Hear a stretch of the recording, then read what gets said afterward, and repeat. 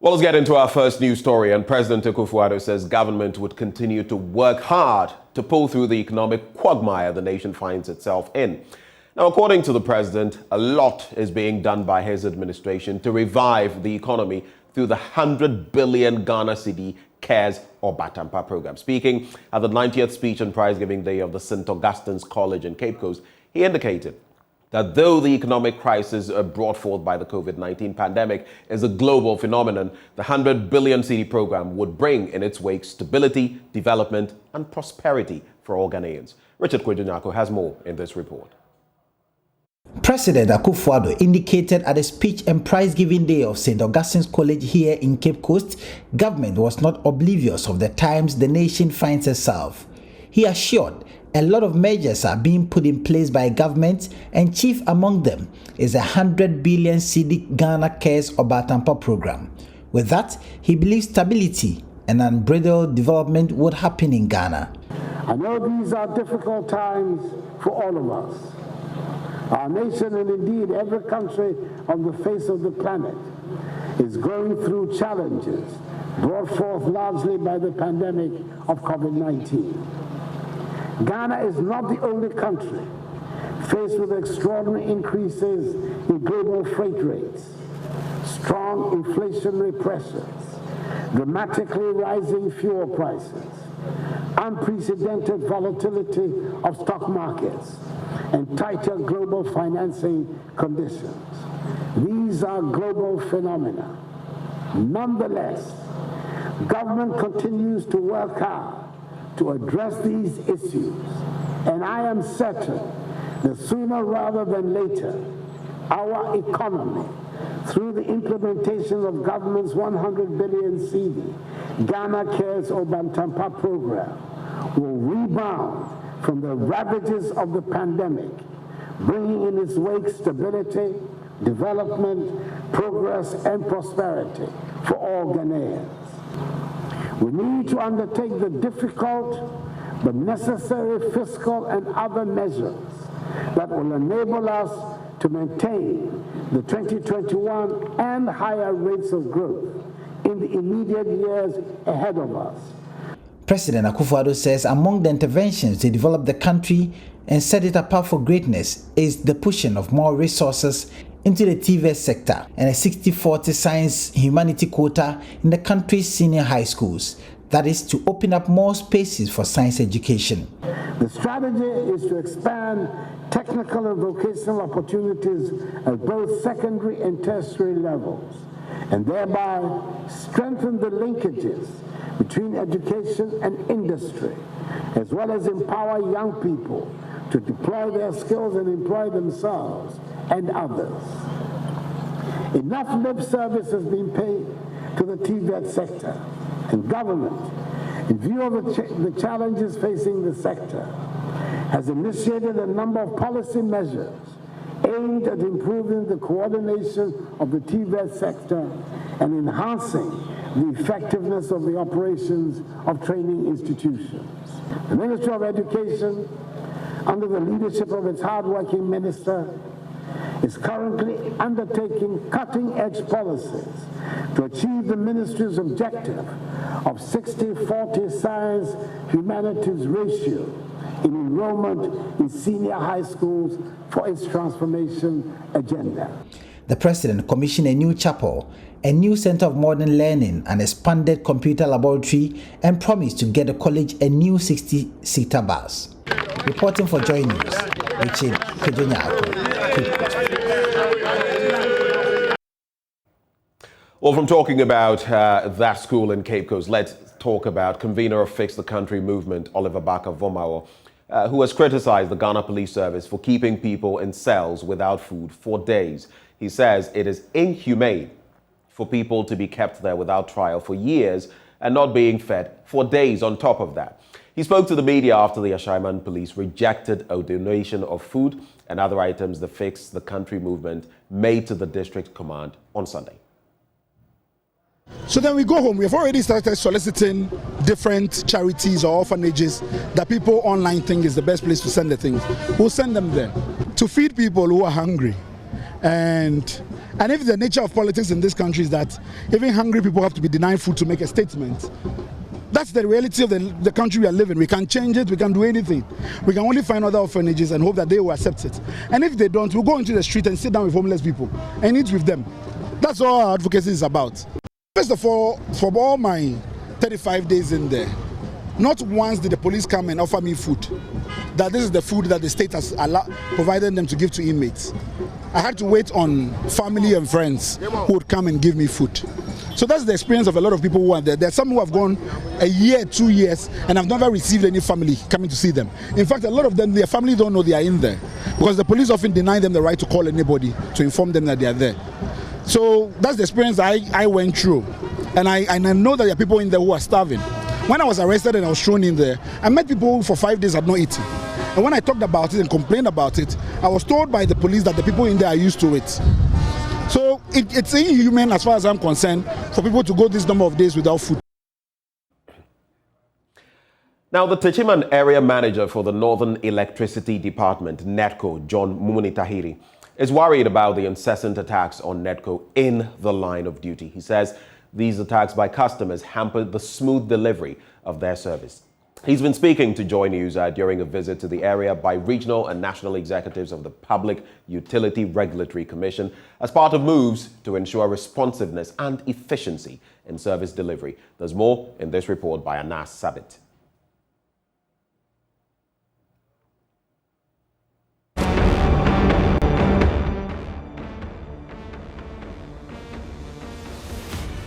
The Acting Executive Secretary of the Public Utilities Regulatory Commission, Dr. Ishmael Aka, together with a delegation from the national and regional offices of the Commission, paid a working visit to the Techiman office of the Northern Electricity Department of the Volta River Authority. The visit is to, amongst other things, help improve the interests of both the consumer and utility companies. Dr. Ishmael Aka used the opportunity to call on consumers to connect to the national grid legally and pay for the services to keep the utility companies running. Recently, PURC introduced a regulation, LI 2413. Now, what it does is that it helps to balance the interests of both the consumer and the utilities. So to the consumer, we want them to have satisfaction, want them to get the best quality service, but at the same time it places some obligations on the consumer. One of them is that you have to at least connect to the service legally, and when you connect you have to pay for the service you are using because electricity is not free. He also noted that the new LI of the PURC provides an opportunity for utility companies to report consumers to the Commission. Another thing about this LI is that it also provides opportunities for utilities to also report consumers. So in the past, consumers can just report utilities, oh, they disconnected me illegally, I didn't get light, I had outage, and all those things. We didn't have any opportunity for the utilities to also report. This LI provides that platform. So it is an LI that is balancing more like providing some form of a balance between consumer interests and the utility interests. Techiman area manager for Netco, John Mumunitahiri, laments the difficulties staff of Netco go through in line of service, and this includes attacks by consumers in some areas. We encounter several issues with consumers every now and then. Consumers use power and they don't want to pay. They resort to illegal connections, and those we even have to move to them to go and collect the money. You go and they have threats. They threaten you to move away, otherwise they will harm you. And that has been a concern as far as our operations are concerned. And I want to entreat Techiman users, consumers of electricity, that when we use electricity, let's pay for the electricity. We should not emulate bad examples from elsewhere. However, noted that illegal connections is one of the key challenges bedeviling the smooth running of the company, and appealed to consumers to desist from engaging in illegal connections for safety reasons. Power theft is simply stealing. Stealing in our culture is wrong. Stealing by religion is wrong. In our homes, we are taught that we shouldn't steal. And so I want to encourage people who use electricity that even when you are not stealing and you see someone stealing, encourage the person to stop, because it will affect you anyway. If you also do these illegal connections, sometimes you can cause fire or electrocutions, which will cause loss of lives and properties. Reporting for Joy News, Anas Sabit, Tichiman. Well, let's get into our next story now. And the head of the Commercial Law Department at the Kwame Nkrumah University of Science and Technology is recommending amendments of existing laws to make the completion of senior high school a mandatory requirement for marriage in Ghana. This, according to Dr. Ernest Owusu-Dapaah, will go a long way to protect minors, particularly girls, from being married off at a young age. Dr. Owusu-Dapaah believes enacting or amending laws on marriage to make completion of SHS compulsory is in the right direction at the time the country has introduced free senior high school policy. I would welcome any debate meant to culminate into passage of a law which will say that, yes, as a society, in accordance with the directive principles of state policy of the 1992 Constitution, we need to have a citizenry where the minimum level of education is what? Secondary school.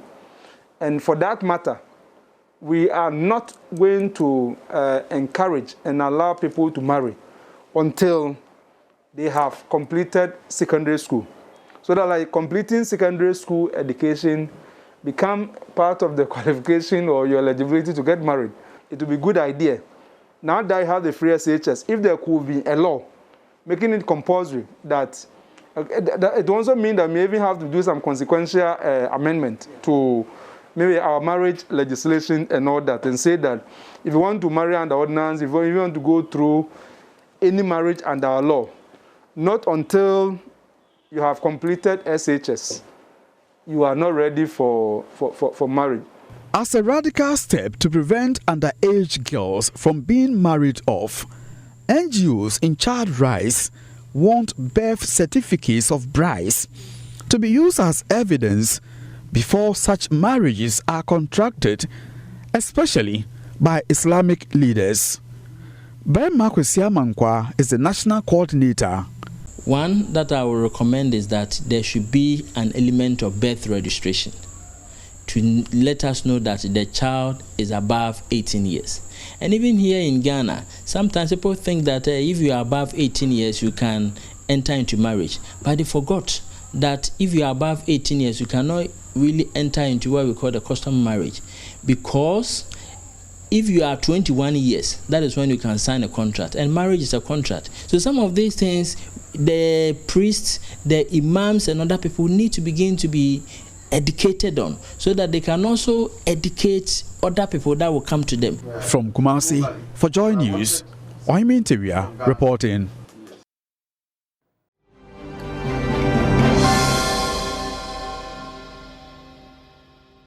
We're still celebrating Ghana Month, and to wrap up the news, if you've never heard of Antoitry, well, to play this game, you must maintain all-round alertness, else you may pay the heavy price by taking a hit at the back. More coming on that.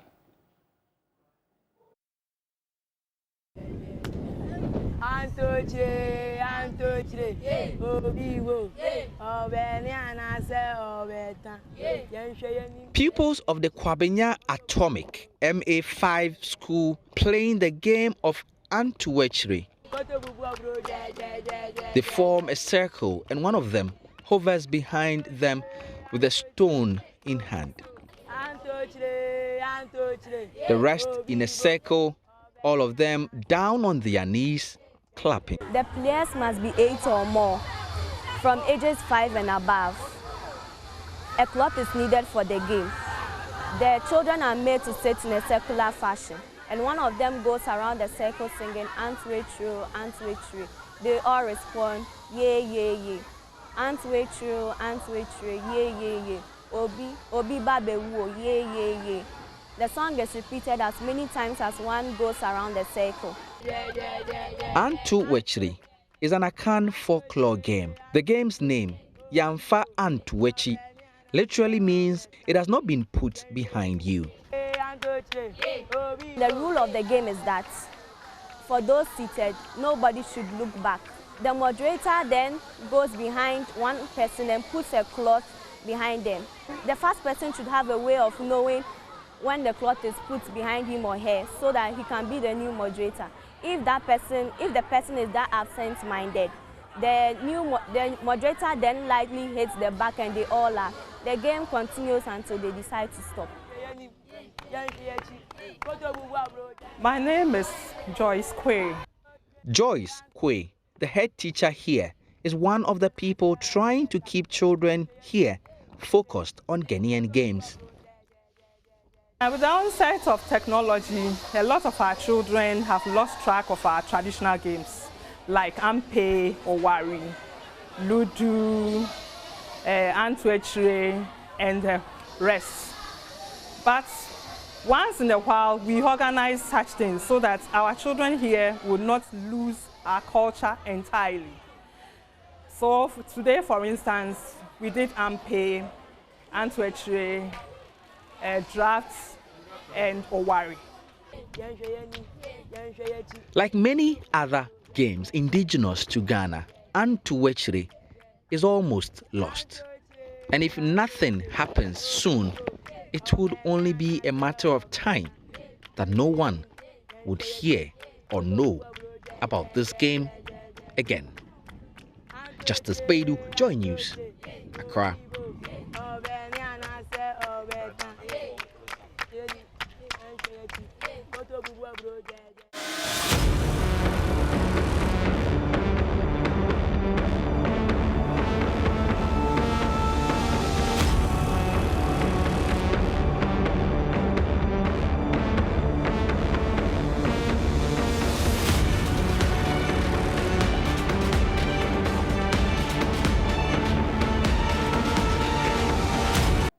Hello there, thank you for staying with us on the AM show. Time now for our news review, and we're joined by Kojo Poku, energy analyst. Kojo, a very good morning to you. Please unmute, Kojo, so we can hear you. Oh, sorry, I'm on mute. I'm not muted. Great. I can hear you now. Can you hear me? I can hear you. Right. How was your weekend? It was exhausting. Let me leave it that way. Benji, you always have a story to tell. Why is that? Well, I guess I dabble in many things. Well, I had a very hectic weekend. I went to see some good friends of mine in the Western North, the Friends of KMP. Went very well. I see. When you say friends here, they didn't have anything to do with politics. I mean, nowadays, when I think of you going round, I always think Kojo is up to something. So tell us, were you up to any politics in there? Well, yes.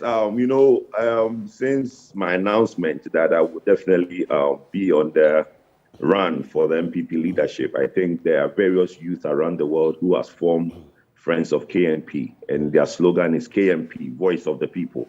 And it was very exciting to go to Sefi Bakwa and meet some wonderful young people. My greetings to them this morning, and it was very insightful. It was very insightful. Since we're talking politics, let me just divert your mind to this. And I know I'm putting you in a bit of a corner. Our very own editor right here, Araba Kumsin, put together something on the state of the economy. It has to do with some promises that were made by then member of the NPP, now Vice President, Dr. Mahamudu Bawumia. Some claims that were made, Ghanaians are suffering, nurses are suffering, and all of that. The bit about the fact that if your fundamentals economically are weak, the exchange rate will expose you, and even bits about the fact that mobile money transactions should never be taxed. If you've not seen that yet, for those of you who have not seen that editorial put together by Araba Kumsin, you should check it out on JoyNews. It's on our Facebook feed. But no, it's gone viral. So it's gone viral. So you've seen it? Yes, I've seen it. Great. So it makes my work even more easy. When you look at that and you put that side by side with the fact that we're faced with the economic hardships that we're going through, and some saying that the economic management team of the MPP has failed, how does it strike you? Fair? Well, I have always said that politics and religion are cousins. The difference between politics and religion, where they differ, is that in religion, we have faith and things that are said, nobody has died and come back and able to tell us that whether it's true there's life after death or not. The thing with politics is that you make all these utterances and you are given the chance to come in for the 4 years. People have a chance to judge you and see that what you said and what is happening, is it true or not? And unfortunately, we have a situation where our brother, our father, the vice president have said certain things, which is in contrary to what is happening. And people are right to point it out. There is nothing wrong with holding people accountable for their words. And I think that if you watch the video, it's quite telling.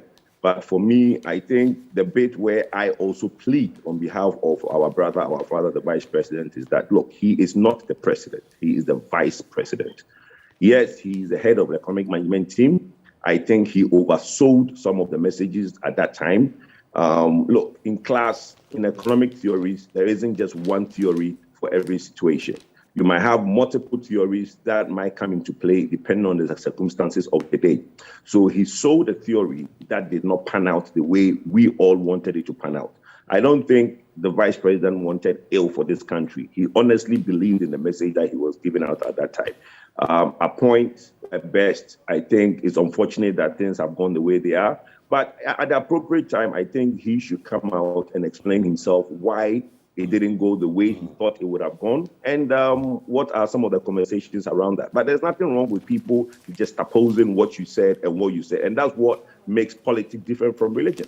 Because the faith we had in him, he said what he said, he's come into power for 5 years now, and we are seeing differently. So, it's right. The comparison, there's nothing wrong with that.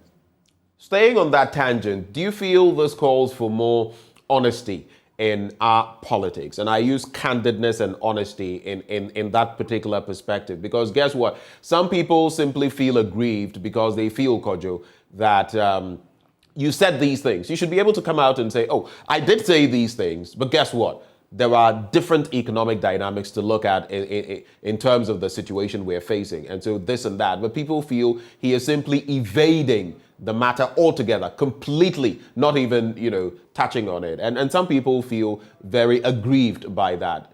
Is that valid?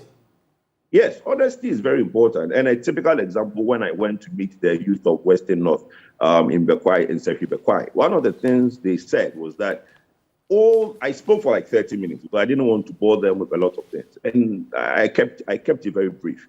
What the underlying conversation was that, look, everything coming out of your mouth, we've heard it over and over and over. What is it that if we now support you and you go to Accra and become what you want to become, you would even pick our calls, you would even reply to our text messages? And the cardinal call to every politician, like you said, is honesty. Let's not overpromise. Let's not say things we are not sure of. And I believe that when people are in opposition, they don't engage a lot with the government mechanism to know the true state of affairs. If you go to the UK, there is the shadow chancellor, of the Exchequer. There is the shadow foreign affairs minister. All these people are not just sitting at home and being the shadow of maybe the chancellor or the. They are aware. They ask for information. They get data. They get information. So when they make a position, in the UK, when there is a budget, the shadow, the Labour government, would also come out with their own budget, which, if they were in government, this is what we would do. Right. So I think we've gone past the stage where people are just mentioning numbers and saying things without knowing the true fact on the ground. We should make an effort. Politicians should make an effort. But there's a problem in there. There's a problem in there. And that quick problem is the fact that, for example, now, it is said that our debt to GDP has hit over 80%, 80.1% to be precise. The likes of Dr. Kasialato Forsen have said over time that we've been over 80% even before now. and that some figures were being massaged and hidden here. So when you say that, even, for example, trying to imitate that practice where a government in waiting, so to speak, would have an alternative budget, for example, or an alternative plan based on what facts and figures, when you think that the facts and figures are not even what are being put out. Do you get what I mean? No, but the point I'm making is that they have also been in government. Look, the people at the Ministry of Finance and the people in government are more welcoming than you think.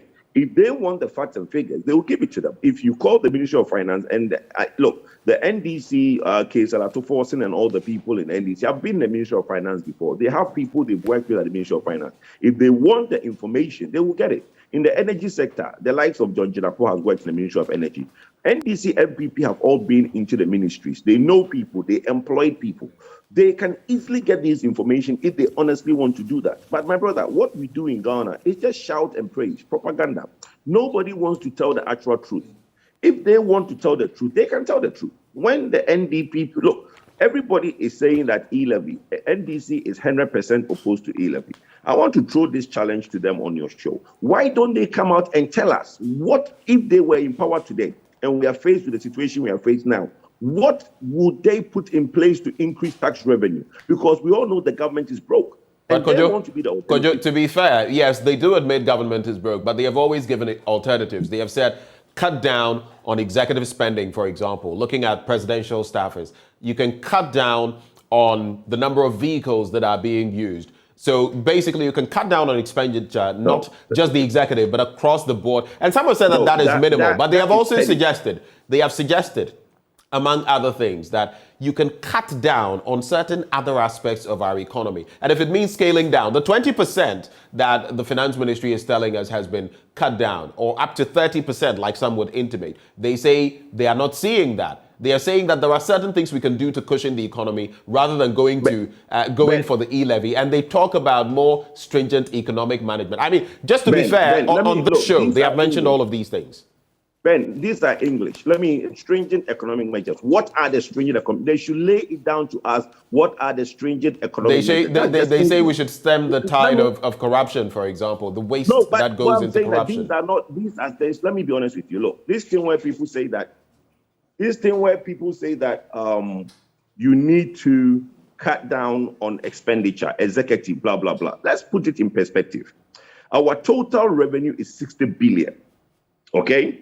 As per the budget read in 2022, we needed, as per what the Ministry of Finance want to do, we need about 150 billion to do all the things the government say. Let's say all the 152 billion is not needed, okay?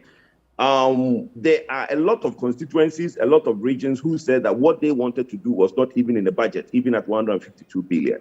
Now, what I'm saying is that cutting down on Land Cruiser, executive expenditure, that takes you into at most 100 million Ghana cedis.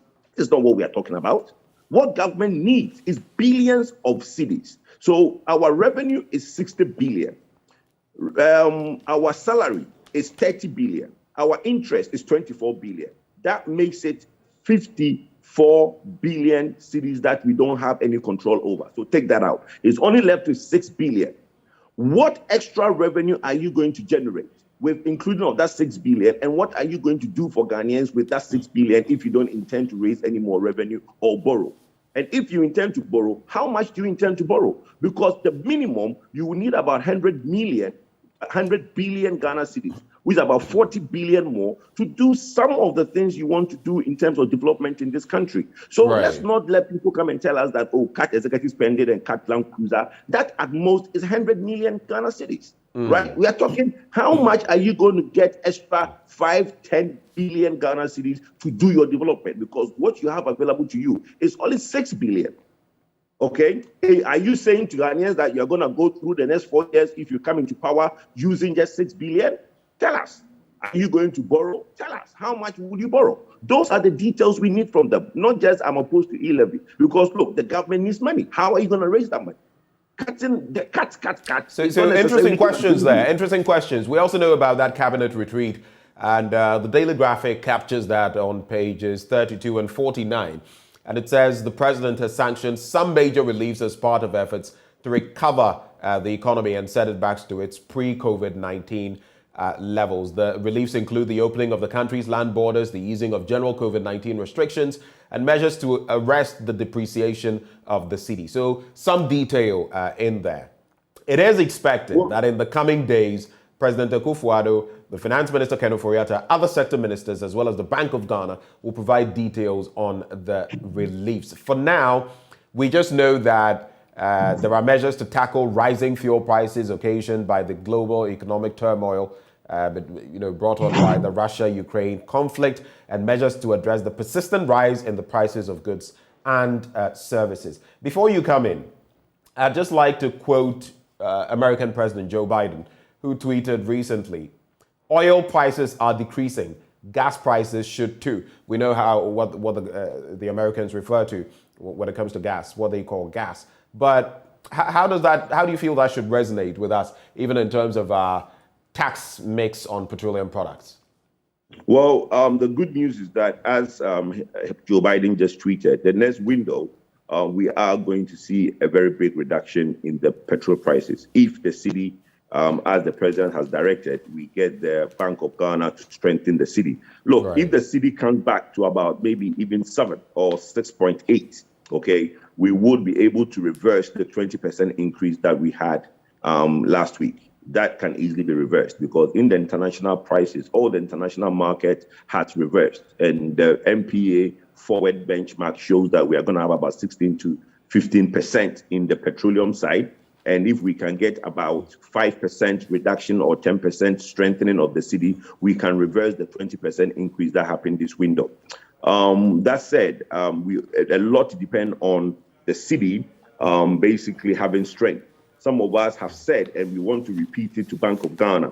I'm told that when the MPA discussed this with Bank of Ghana, they are shrugging it off. Bank of Ghana needs to have a desk for petroleum products. I don't think that we can repeat that enough.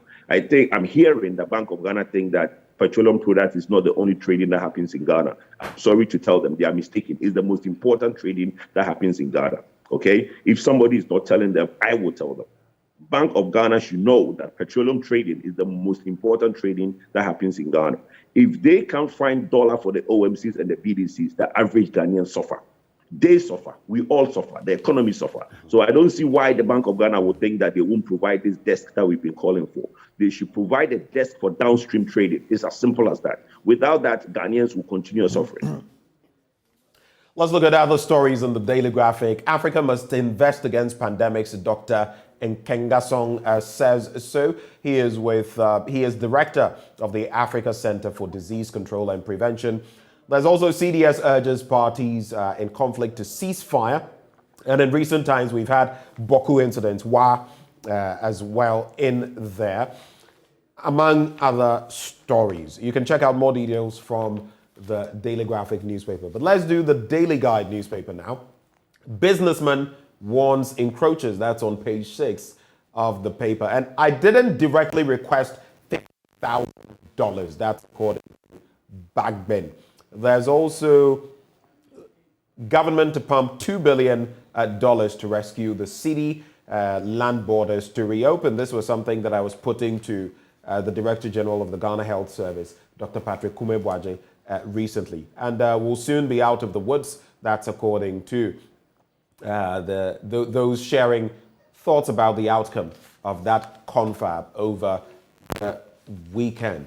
But I don't know. I would have reserved this for last, but let me just sneak it by you. The 25th and the 29th of March, of course, we know what's going to happen. The Black Stars versus the Super Eagles of Nigeria. Some are calling it a Jollof Derby. I don't know whether you've heard some of the trolls. Let me try. I think I just might find some of them. Yes, here they are. 2 from Yakubu Ayegbeni, former Nigerian international. And he says, just imagine Nigeria not qualifying for the World Cup. Ghana not qualifying for the World Cup is not a big deal. That's what he says. Again, we have about 9 strikers. Ghana doesn't have strikers, so we can even share some with them. Are the Nigerians, do you feel, being too cocksure? And what are you expecting come the 25th and the 29th? Well, I think the Ghana-Nigeria football match is not about the football. It's about the name of the game. It's about Nigeria, Ghana. You know, the spirit of the two countries. It's like Accra, House of Hope, and Kotoko. It's like a derby, Everton and Liverpool. It doesn't matter how well Liverpool plays in a derby. Everton will always come up with something with the noise and everything. It's like all the derbies that goes around the world. Look, Ghana, Nigeria is historic. Lucky for me, I'm going to be in Kumasi, so it's going to be very exciting. I think Ghana will take the day. We are going to have the home advantage, and we will serve them the Ghana jollof after we have beaten them, and they would basically just console themselves when we now put a bit of shito on the side, because the one thing Ghanaians don't know is that Nigerians don't have shito. And we sit in Ghana and we don't even export our shito to Nigeria. I take shito to my friends in Nigeria and they call for more all the time. So we should serve them the Ghana jollof. Maybe we could do that in the afternoon and then let them have a bit more of the Ghana jollof with the shito on the side, so that in the evening they will play well. So we are going to be serving them, and if it's going to be shito, then it must be pakpo shito that will serve them. You know, well, one of the things you'll be surprised is Nigerians eat pepper very well than we do. They like a lot of pepper, so there's no amount of pepper you put in their food that would irritate them. That one would be a very bad thing to do. So we must serve them the nice one, eh? Serve them the sweeter one. I think that will irritate them more than the pakpo, but they are used to the pakpo.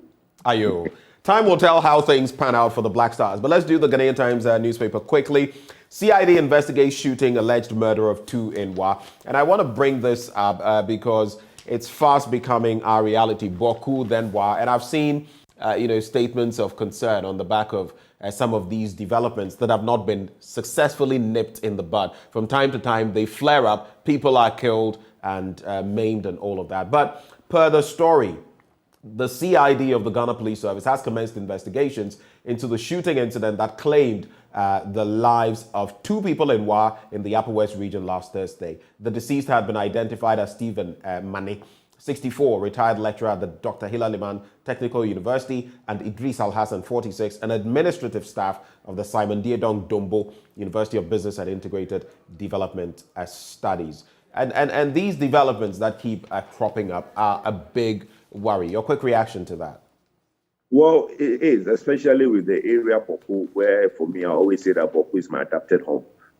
This war and this conflict and this clashes in Boku has been going on for far too long. And it's time that we find a very lasting solution. If we're able to find a lasting solution to the Yendi crisis, I'm sure the president, before he leaves office, should try and find a lasting solution to the Boku crisis.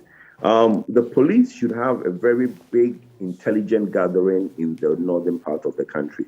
For mine, the little that I read, there is a lot of ammunition in the north, okay? And we need a lot of plainclothes detectives who will basically be able to mingle among the community to gather these intelligence for the police and the CID to be able to flash out these points before it happens. That is the most important thing. Good security should be seamless. Having police barriers and all these things, you're only telling people to evade them. We should have a very good plainclothes system where there's people embedded in the community who can bring out information for us to get to the heart of the matter quickly before it flares up. Let's do Republic Press as we get ready to wind down. 2 more papers and then we shall call it a review. Equiapim North NPP boils as Dokwa returns to court to block a possible Sambiku incursion. And the story there, just to give you some snippets, some disgruntled members of the MPP in the Equiapim North constituency of the Eastern region have rejected the ongoing polling station executives and electoral area coordinators election over claims of national security interference and widespread manipulation. The group, mainly comprising supporters of the incumbent member of parliament, complained that the election was characterized by irregularities, which amounted to a clear violation of the spirit of free and fair elections. Get more details from Republic Press. But what do you make of this, Kojo? I am guilty with an explanation. Bakavomao has written to the trial judge. He says he knew even before he touched down in Ghana, because he had been hinted that he was going to be arrested, that he had prepared himself mentally for that. But he says, I am guilty with an explanation. Anything explainable about what he did? And by the way, let me just add this. He has also spoken about the piss-poor treatment meted out to him, supposedly, according to him, by the police when it comes to even food and all of that. And he's saying that we need some serious reform. Quick reaction. Well, for me, I think that he should mind his words. I mean, Otran says, look, your liberty ends where your nose ends. I mean, people say that, oh, freedom of speech. Yes, freedom of speech, be mindful of your freedom of speech. You can't go around, especially when you don't sit in the country and you sit elsewhere in the UK and you say all sort of things and then come into the country thinking that you can make a statement. Look, You can make a meaningful change in this country without utterances some of these words. I mean, I have been on TV and radio for 12 years. You've never heard me utter anything that would even to the extent of even insult. But I'm able to get my word across and try to effect change when I have to. You don't need to say all those things just to get public attention. It's needless. He should know that Ghana is a peaceful country. I don't know when he left Ghana, but he should know that now that he's back, Ghana is a peaceful country. We don't need war. We don't need coup d'etats. We don't need any of those things to make changes that we need. We will do it in the right way, and in 2024, we'll do it through the ballots. Right. Let's wrap with the BNFT. British High Commissioner pays working visit to ZPay. Policy rate hike could hurt equities market. Aggregators will unlock Agric's potential after. And debt to GDP crosses dreaded 80% mark. Well, some countries have way more than 100%, but of course the economies are not exactly the same. As we wrap the conversation, Kojo, we have this thing called the Living Standard series. I just want to find out, what is your current living standard? What are you doing to manage these economic times? Fuel prices, cost of living, cost of everything. What is Kojo doing to manage? Well, driverless, only go to important meetings. There's Zoom. If you don't have to go there, don't go there. There's no point wasting petrol when you don't have money to refill it. The problem, I don't think, is with us that have our own cars. The problem with the commuters who commute and the trotro drivers who have to buy the fuel for that purpose. You know, they have to buy the fuel for business, and they have to make a return on that expensive fuel that they are basically not being allowed to charge the recoverable prices. So for me, that is where the problem is. I don't think Kojo Poku is the one that people think of, because look, at the end of the day, I will get by. I just have to cut down on some expenditures and just basically fasten the belt and just basically make sure that I get my head above water. But it's very unfortunate, like you said, that other countries have big GDP to debt ratios, but the economy is much bigger. The problem we have had in Ghana is that we borrowed heavily, thinking that the GDP would expand greatly because of the oil find. Like I said the last time we spoke, we've taken our eyes off the oil find. We've taken our eyes off exploration. We are not being aggressive with that space. So that space is declining. And as a result, it is really not giving us the needed benefit that we're supposed to have. Right. If today Ghana was doing about 600,000 barrels per the oil find, my brother, we will be doing so great. Ghana is the only country that we had a very weak currency before finding of oil. 12 years after finding oil, we still have a weak currency. It tells you that there's a lot that has gone wrong in the last 12 years. Interesting thought there. Thank you so much, Kojo. Always refreshing. All right, thank you, and have a lovely week. Same to you. And that's how we wrap the news review this morning. Up next, though, everything you need to know in the world of sports. That's up next. Stay.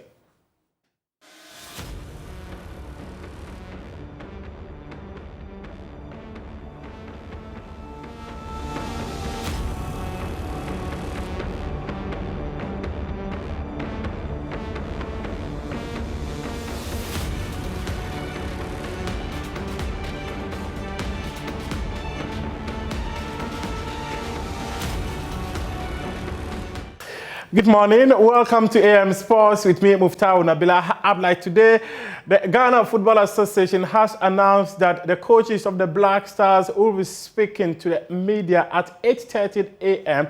We expect them to release their squad for the World Cup qualifier against Nigeria. The first leg will happen this Friday. And also, Accra House of Oak, they defeated Ashanti Gold by 2-1. But unfortunately, Ashanti Gold on their way back to Obuasi were attacked by armed robbers. And in one of the biggest games in European football calendar, the El Clasico, it was Barcelona who went to the Santiago Bernabeu and walloped Real Madrid by 4-0. We've got these and many more here on the AM Sports. Let's start with Accra House of Oak, who overpowered Ashanti Gold thanks to a superb brace by striker Daniel Afriye-Bania to secure them a 2-1 win as they continue their fight to defend the Premier League title.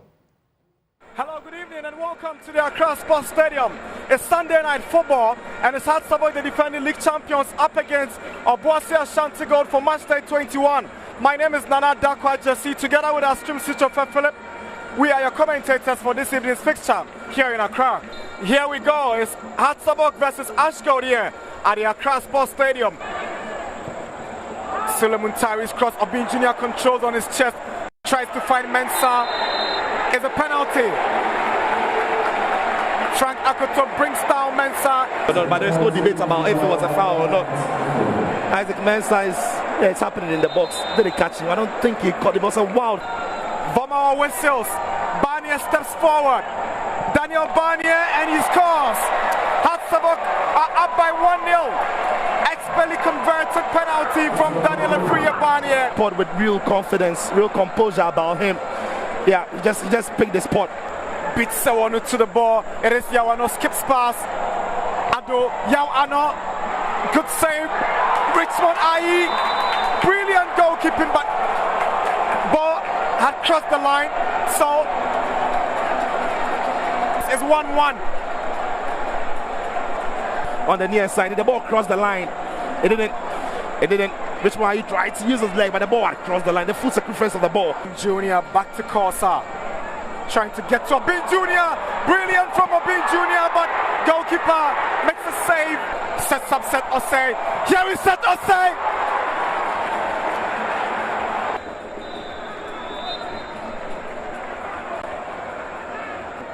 Hearts 1. Ash Gold 1. They considered a goal. Someone lost the ball, but they created a decent chance. Just couldn't take them. Here is Yao Ano, creating space. Yao Ano. Did the ball struck the arm of Mohamed Al Hassan? Here comes Yao Ano. Yao Ano. His effort goes out for a goal kick. Now Barnier. What a belter. This is an absolute beauty. Magnificent strike from Barnier. That Kofi Koji, for a moment, thought he had lost the ball, but he held on to it and realized the Barnier had offered support. And that was struck with venom. Ash Gold, Makejekum. Chance they have in the game. Now Poko Ajiman's corner. Ash Gold coming close. Muhammad Ali nearly. Hearts of Oak are back to winning ways. It's over here.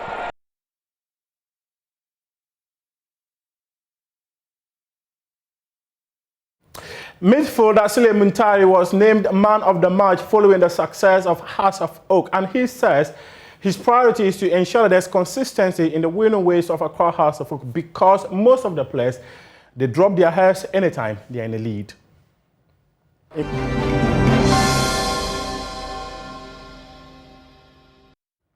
Well, thank you for staying with us on the AM show. Time now for our big stories.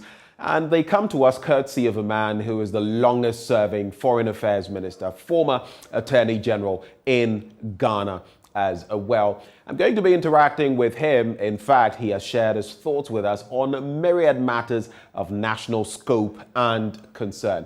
The Supreme Court's ruling on Parliament and its activities, Oliver Barker-Vomawo, and what has happened since he was released, the whole talk about the economy of Ghana and freedom of speech, among other things. All of that in this interaction right here on the AM show with Dr. Obed Asamoah. Enjoy. For allowing us into your home one more time. Thank you. You're welcome. And this is deja vu for me on the back of the last time we had an encounter. Yes. It was on the back of the unfortunate demise of former President Rawlings. Yes. So rest in peace. But 65 years, on the 6th of March, we marked 65 years of independence. When you look at Ghana today, even before we delve into some of the other matters, what do you see? Well, I must say that it is quite disappointing. You know, we haven't made much progress, particularly if you look back to Nkrumah's time when we were making progress on several fronts. I remember at that time, you could buy television sets made in Ghana. You could buy fridges made in Ghana, you know. So Kwame Nkrumah believed in two prongs of development. One, import substitution. Two, adding value to the goods that we produce. So even at that time, we started making chocolates. Right. Yeah, you know. And the electronics, so was it Sanyo? All of those were, Sanyo was in the system. Yes, I was recall. in the system. They were also making those box radios. Yes, yes. And all of that. And you know that Ghanaians in those days, and maybe even up to now, believe in some of these provisions like corned beef and, and milk and that sort of. And Kwame Nkrumah started producing corned beef. And we were also producing milk and things of that nature. We're sourcing meat from up north. Yes. And yes, converting them into corned beef. Exactly, and all of that. exactly. You know, all of a sudden, all of those things have disappeared. And we have not made any progress. You know, yesterday I had some problem with my borehole. And with the borehole, you have to have some filters, you know, when you pump the water, you have to have filters that will filter the water, you know. And then there was some problem with the filter system. And they went looking around, and there's no such thing manufactured in Ghana. These are simple things. How come we can't manufacture things like that? So in other words, you have to import it? Yes. These things are imported. I was just surprised. And this is simple. These are the kind of things the Chinese produce in a matter of minutes. You know, so we have not really developed the technique of being productive. You know, we are still really a nation that consumes what others produce. You know, so this is the thing. Why it has been like that, only God knows.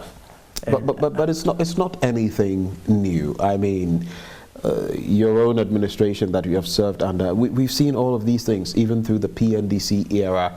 We've been pretty much dependent on imported goods. And today, later when we talk about the economy and how we are facing challenges with the CD and all of that, we'll bring that in. I interacted with someone a few days ago who said that for him, our leaders throughout the Fourth Republic have not been visionary. In fact, they've not been visionary enough.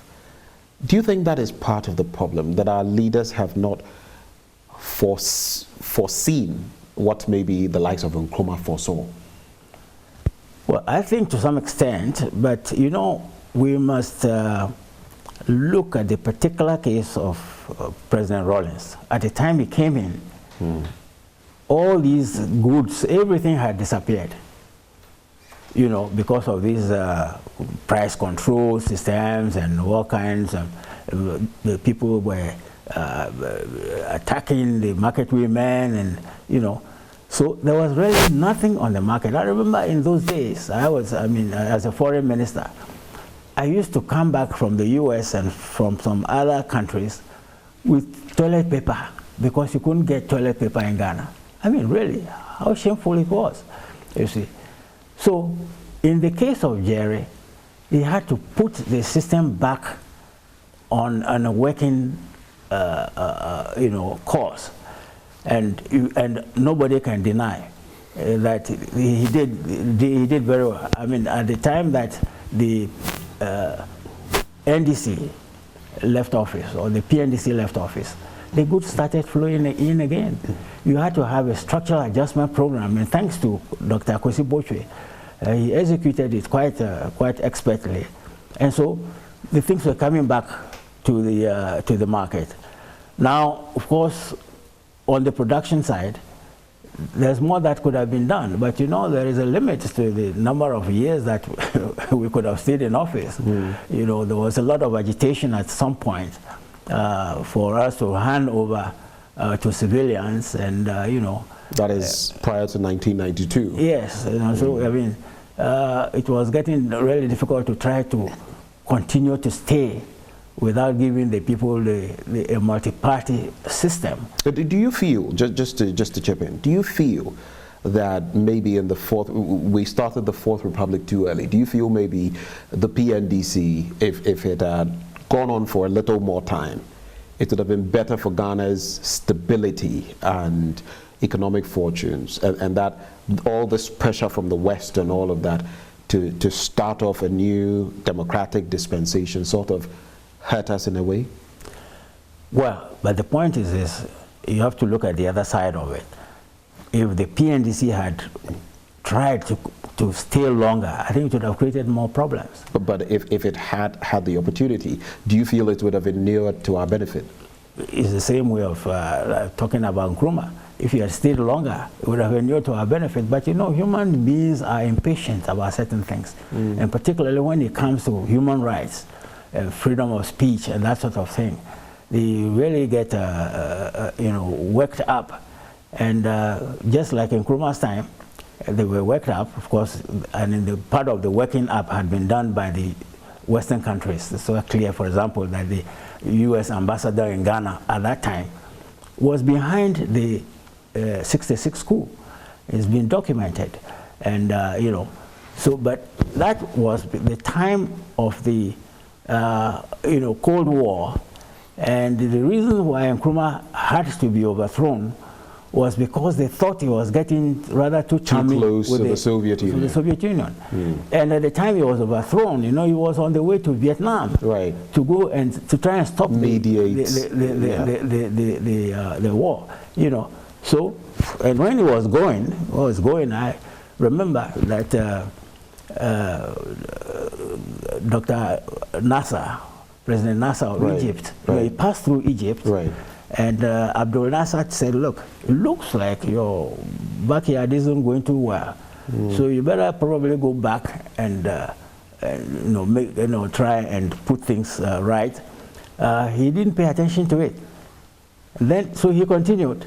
But then on his way to Peking, he got the message. The coup happened, And so this is the people are impatient to exercise the a plural kind of society, and somehow, the Western countries have a way of trying to sell their way of life to the rest of the world.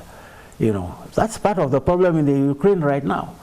They have controlled the whole of the Western world, and they want to control the Soviet Union as well. And of course, if you don't know the history of the Soviet Union, you don't go. And there are antecedents. Just because you bring in Ukraine and Russia, we all know of the historical antecedents, the collapse of the Soviet Union, Yeltsin leading to Putin, his ambition, and all of that. But we also know about the fact that there were some unwritten agreements about not encroaching on the other's territory. NATO remained, but has that been a crucial part of the problem we find in Ukraine? It's leaning towards becoming a member of NATO.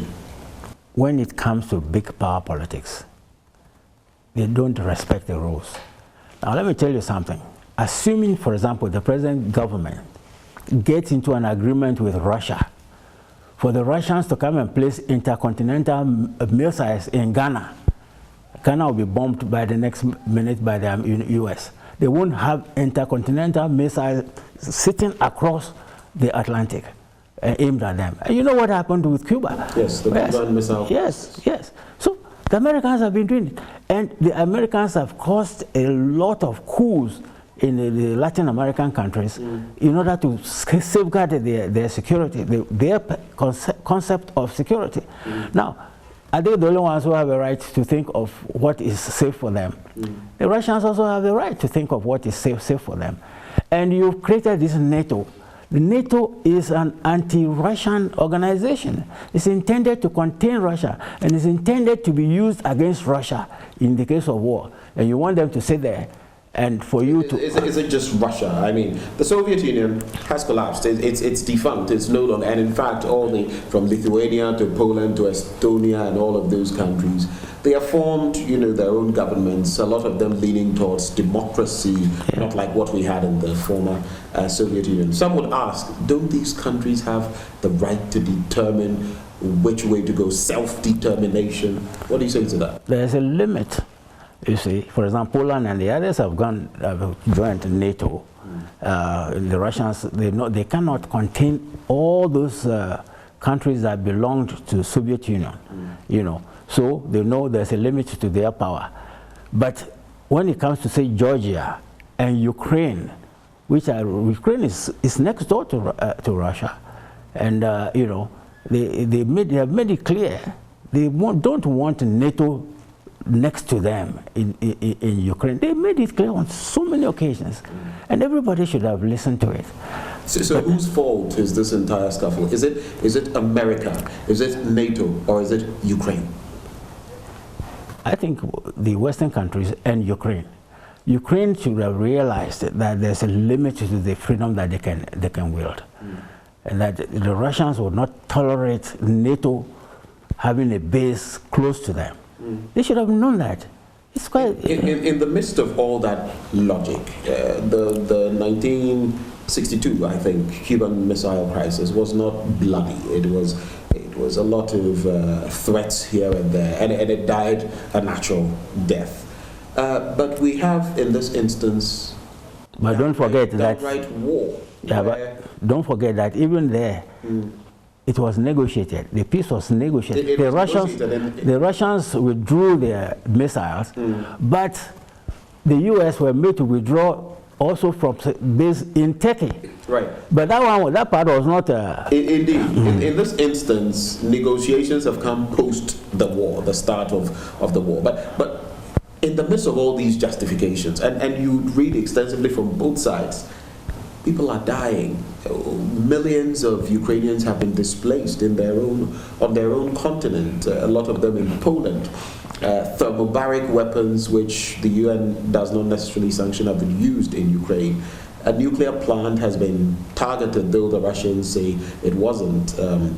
Hospitals, recently, a maternity ward, children dying. Sometimes there are ceasefires, and then before you realize it, the Russians are back at it. I mean, there have been so many things. Recently, a theater with over 1,000 people in there was bombed. When you look at these dynamics, does it? The Russians have denied some of these accusations. They feel that the Western countries are manipulating. That does not point to that. In fact, Russia will not even allow its own people to even call it a war. The Duma passed a law that if you say anything about this, even calling it a war or describing it in certain terms, you get 15 years. If the Russians were that open, why would they, for example, clamp down on them? There's a limit to the openness that you can have. The same happens even in the United States. You can go to the United States. Look at what happened to the Congress. Right. At the time that, what's his name, Trump was leaving, and then there was an invasion of the Congress. Was it tolerated? They didn't tolerate it. There's a limit to what you can say. They believe in certain values, and if you try to bring anything contrary to those values, you're up in arms against the nation. So we have to respect the right of others also to feel that there should be some limitations on some of the things that you can do and say. And and I tell you, when it comes to big power politics, really, they don't pay much attention to international law. I mean, it's clear. Whether it's the United States, yes, or even China in its own expansionary, when it comes to Taiwan. And in this case, it is far in Eastern Europe, Russia. Do you see any end in sight to this? And again, what do you see being the real impact of this crisis on our very own Ghana? Fuel prices and all of that have been affected. Well, I mean, the end will be a peace. All wars end in peace. And the peace will have to be negotiated between the Ukrainians and the Russians. And the sooner the Ukrainians realized that is an equal match, really. Russia's against them. It's an unequal match. Interestingly, they fared pretty well. I don't know whether it's because the Russians are rusty, but Kiev, for example, has stood the test of time. The Russians are now that is Western propaganda. In little patches. But if you look at, wait a minute, let me tell you. Putin's rhetoric, you could tell that they felt they would walk over Ukraine in a matter of days. That hasn't happened. The point is this. They are not really anxious to destroy Ukraine. They want Ukraine to be really part of Russia. And in fact, you know, the western part of Ukraine, they are trying already to absorb into Russia. Yes. So they are not interested in destroying the place.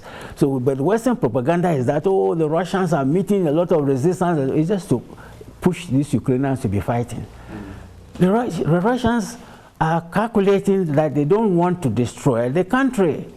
You know, so that is it. That is why they are slow in their progress. The West is basically leading Ukraine to the slaughter. Oh, that is it, quite frankly. Okay. And the Ukrainians, you realize that they are being led to the slaughter, and they should think twice.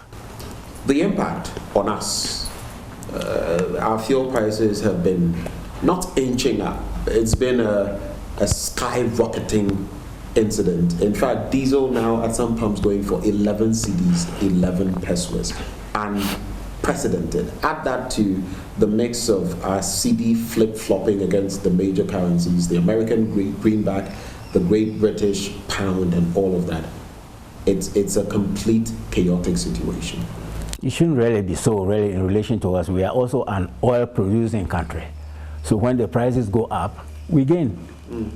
What is the government doing with the gain? But our production is so small. It's small, but if you take our consumption, how much of it really is there? So what we produce is enough to satisfy us. At least what we get, we can use to cushion the rise in prices. But what the government is doing with the windfall, we don't know. They have to come out. And to get the support of the people, they need to open up the books. Is government being dishonest? Well, I mean, I think they could have been more honest. There are so many issues, I mean, so many questions about corruption, procurement, and the amount of money that has been lost on so many things. I mean, government has to come up clean. Open the books and say, look, these are the books. This is what we made. This is what we use it for. The other thing that the opposition are asking for is the COVID monies that they got. COVID spending? Yes. So why don't they open the books? I don't. 33 billion Ghana. Why don't they open the books? And why, for example, as you say, they are now doing the economic conference somewhere in Aburi Hills or something. Yeah, why is it only them? Why don't they have other people to come and contribute? But they have said that they have the men and the women to do this. So if there's anything, they are going to rack their brains and come up with solutions for Ghana. Do they necessarily have to involve, let's say, the NDC? Well, those men and women, where are they? I haven't seen them. You've not seen them? Of course, where are they? The likes of Ken Oforiatta, there's the chairman of the economic management team, Dr. Mahamudu Bawumia, an ace economist himself. And Ken Oforiatta says... have all of these people in there, and you're saying you don't see them? Yes, of course. Ken Oforiatta says the country... is there, Dr. John Kuma? Ken Oforiatta says the country is broke. He's managing it. How come it is broke? How come it is broke? And allow Bawumia to say all kinds of things. Don't you see how quiet Bawumia is? He's been used too much. And I think he begins to see the possibility that he might be a presidential candidate, and a lot of the things he's saying now will be used against him. You know, so he's slowing down. You know, in other words, you're saying he's shying away from the economic discourse? He's obviously. I mean, in any case, because he's playing into his own. He's shooting himself in the foot. I mean, you talk about economic fundamentals and whatnot, and they will show you in the exchange rate, the exchange rate movement will show you up. Fundamentals will expose you. Haven't they exposed him? We are now, the cedi is now at about 8 cedis to the dollar. It's just about 8 cedis. It's the worst performing currency on the continent, and at the same time, we have some of the highest fuel prices, even in the sub-region. But just to find out, what would be your proposals? You've worked with the likes of now Professor Kwesi.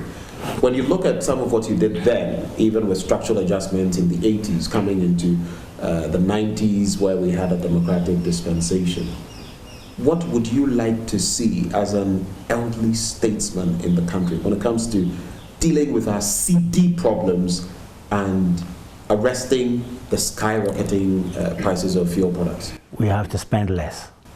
Spend less? Yes. For example, I mean, this e-levy, the indications are that they want to raise the e-levy to use it as a collateral. As a bond. As a bond. Why that? Why do you want to go into more debt? The debt will be paid by you and I in the next few years. So I think they have to spend less, and they should sit down and be more realistic about what is possible and what is not. Others have said that the solution is going to the Bretton Woods institutions, specifically the IMF. What do you make of that? Actually, I wish we didn't have to go to the IMF. But do we have to? Where we are now, I think we have to. We have to go to the IMF? Oh, yes. They will lower our sights in terms of expenditure and say, look, you can only manage so much. We can give you so much money. You have to manage within the limits of what we are going to give you. And I think there's some kind of, that kind of discipline is necessary. It's unfortunate that we have... It will make us tighten our belts. It may affect even public spending, the payment of salaries, even the recruitment of others into the public service and all of that. Is that really where we want to... Well, what is worse? You incur more debt. You are between the, the rock and the deep blue sea. So you've got to make an option. You can't continue. So why not do then what others say? Let's finance it locally and not incur more debt, aka the e-levy. But the e-levy is going to be an extra imposition of a burden on a population that is already overburdened with taxes. So you've got to be careful. And in any case, to get that, you've got to negotiate it. This idea of trying to, get it maybe by having decisions that will give the government a majority, it's not going to work. They really have to sit down and talk to the opposition about this matter. And the opposition, obviously, they also realize they need revenue. I mean, when they come in, if this government falls now and they come in, they need revenue. Yes, so where are they going to get the revenue from? So I think it is possible to negotiate some kind of level of e-levy that is not too onerous and which is acceptable. So in other words, you're not totally against... No, I believe that... But maybe the rate is what you're looking at. I believe that we need to raise more revenue. That's one way or the other. And I think the e-levy is about the only way you can do it now. But the level, I think, is too high. So, Doc, our economy, it is clear, is in distress. But we also have a peculiar parliament. The first time we have a hung parliament, so to speak. How do you feel both sides can come together to, as you lawyers would say, find some common ground, be at idem, so that the country can progress? Because as it is, even government business is not heading anywhere. Well, it's because, we are not using the power of consensus. You need to build consensus. And to build consensus, it means that you have to give, part of it. Yeah, you make concessions. That's all. But what we are finding out is that the government wants to win at all costs. And without the numbers. Yeah, without the numbers. And so we are having all these cases and these decisions and things which are problematic, So I think that we need to sit down and talk to each other. Without that, I think we are in a mess. And that also brings me, even as we're talking about the failure of Parliament to, or at least the two sides in Parliament to see eye to eye, which has led to some fighting and all of that. Since we've not had the opportunity to talk about it, how would you rate the 8th Parliament with all that has happened? The fighting on the floor, carrying razor blades to Parliament, people snatching ballots and all of that. On a scale of 1 to 10, how would you rate this 8th Parliament in terms of its work and the scenes we've seen? Obviously, the scenes that we have seen, they're not complimentary. They really don't do much credit to the country. But it's, again, because of the attitude of wanting to win at all costs. You know, so if you don't have the numbers, you want to see that a deputy speaker comes to vote. When that position is not very clear, that they can do that, you know. So that is it, you know. If we had taken the attitude of let us consult, let us agree on certain things, we won't be having what is happening. We wouldn't be there. So what would your rating be? If you were called upon to rate the 8th Parliament as of this point from 2020 till now, on a scale of 1 to 10, what would you score them? It's very difficult. I would score 50-50. Right, so because there are some, in some respects, some of the fracas was intended to correct mistakes, you know. So I mean, it's unfortunate, but you know, some of it had to happen. You know, yeah, you know. So. And that leads to, of course, now the petition, because this matter had kept coming up, on the back of which there had been the trading of fisticuffs and all of that in Parliament. Should deputy speakers vote? Justice Abdullahi took the matter to the Apex Court, and the Supreme Court delivered its ruling, a unanimous decision saying that yes, on the back of the law, the spirit and the letter of the law, these members of Parliament who eventually serve as speakers are members of Parliament. They represent constituencies. Honorable Esiama represents Fomena constituency. Joe Sewusu represents Bekwai. Why prevent them? And so the Supreme Court has said that they should vote.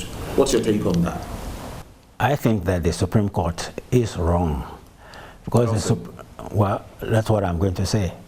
You know, the Constitution tries to make a delicate balance between three competing values. One, the right of representation. But at the onset, the Constitution creates certain limitations on this right of representation. For example, in a conflict of interest situation, you're not supposed to, no member of Parliament is supposed to sit on an issue that involves him. So conflict of interest is a limitation on the right of representation. Right. Then the Constitution also prevents the crossing of the carpet. You can't cross the carpet. It used to happen in the past. And the Constitution that we have now is intended to stop that business of people crossing the carpet, you know, from time to time. And then we must not forget one thing, which is very important: the right of the MP to abstain. That is very crucial, because that affects the issue of the standing order, which says if you are a deputy speaker, you cannot vote. Because you see, if you take the individual MP, an issue will come to Parliament, then he can say, I'm abstaining. I'm not voting on it. Right. Now, so nobody is suggesting that that is unconstitutional. So that position is intra-virus. It's like it's within the law. Not ultra-virus. It's not ultra-virus. Now, the standing order, which says we collectively decide that when you are a deputy speaker, you must not vote. How can that be ultra-virus? If the individual can take that position and it is intra-virus. But the collective, in their power to regulate the proceedings of Parliament, they have that absolute power. They say that, look, we are deciding collectively that if you are a deputy speaker, you don't have the vote. How can that be ultra-virus? I don't understand. You're quoting the Supreme Court when they say that upon a true and proper interpretation of Articles 102 and 1041 of the Constitution 1992, a Deputy Speaker of Parliament or any other Member of Parliament presiding over Parliament is entitled to be counted as part of 1/2 of all Members of Parliament present. That is to say that a presiding Deputy Speaker is entitled to be counted for the purposes of forming quorum. And they go on to talk about voting rights and that he or she is entitled as well to vote. You feel they got it fundamentally wrong? Yes. How did they come to that meaning of the Constitution? But the Apex Court, when these matters come to it, yes, I know they have the interpretive role, and that's exactly what. But they have an interpretive the role to interpret, but it does not give them the power for judicial legislation. You see, which is what? How do you? Which is, look, if you give a decision which is per incuriam, just because you have the power to interpret, then of course you are creating judicial legislation. The court has become like a legislator. Now, the point is that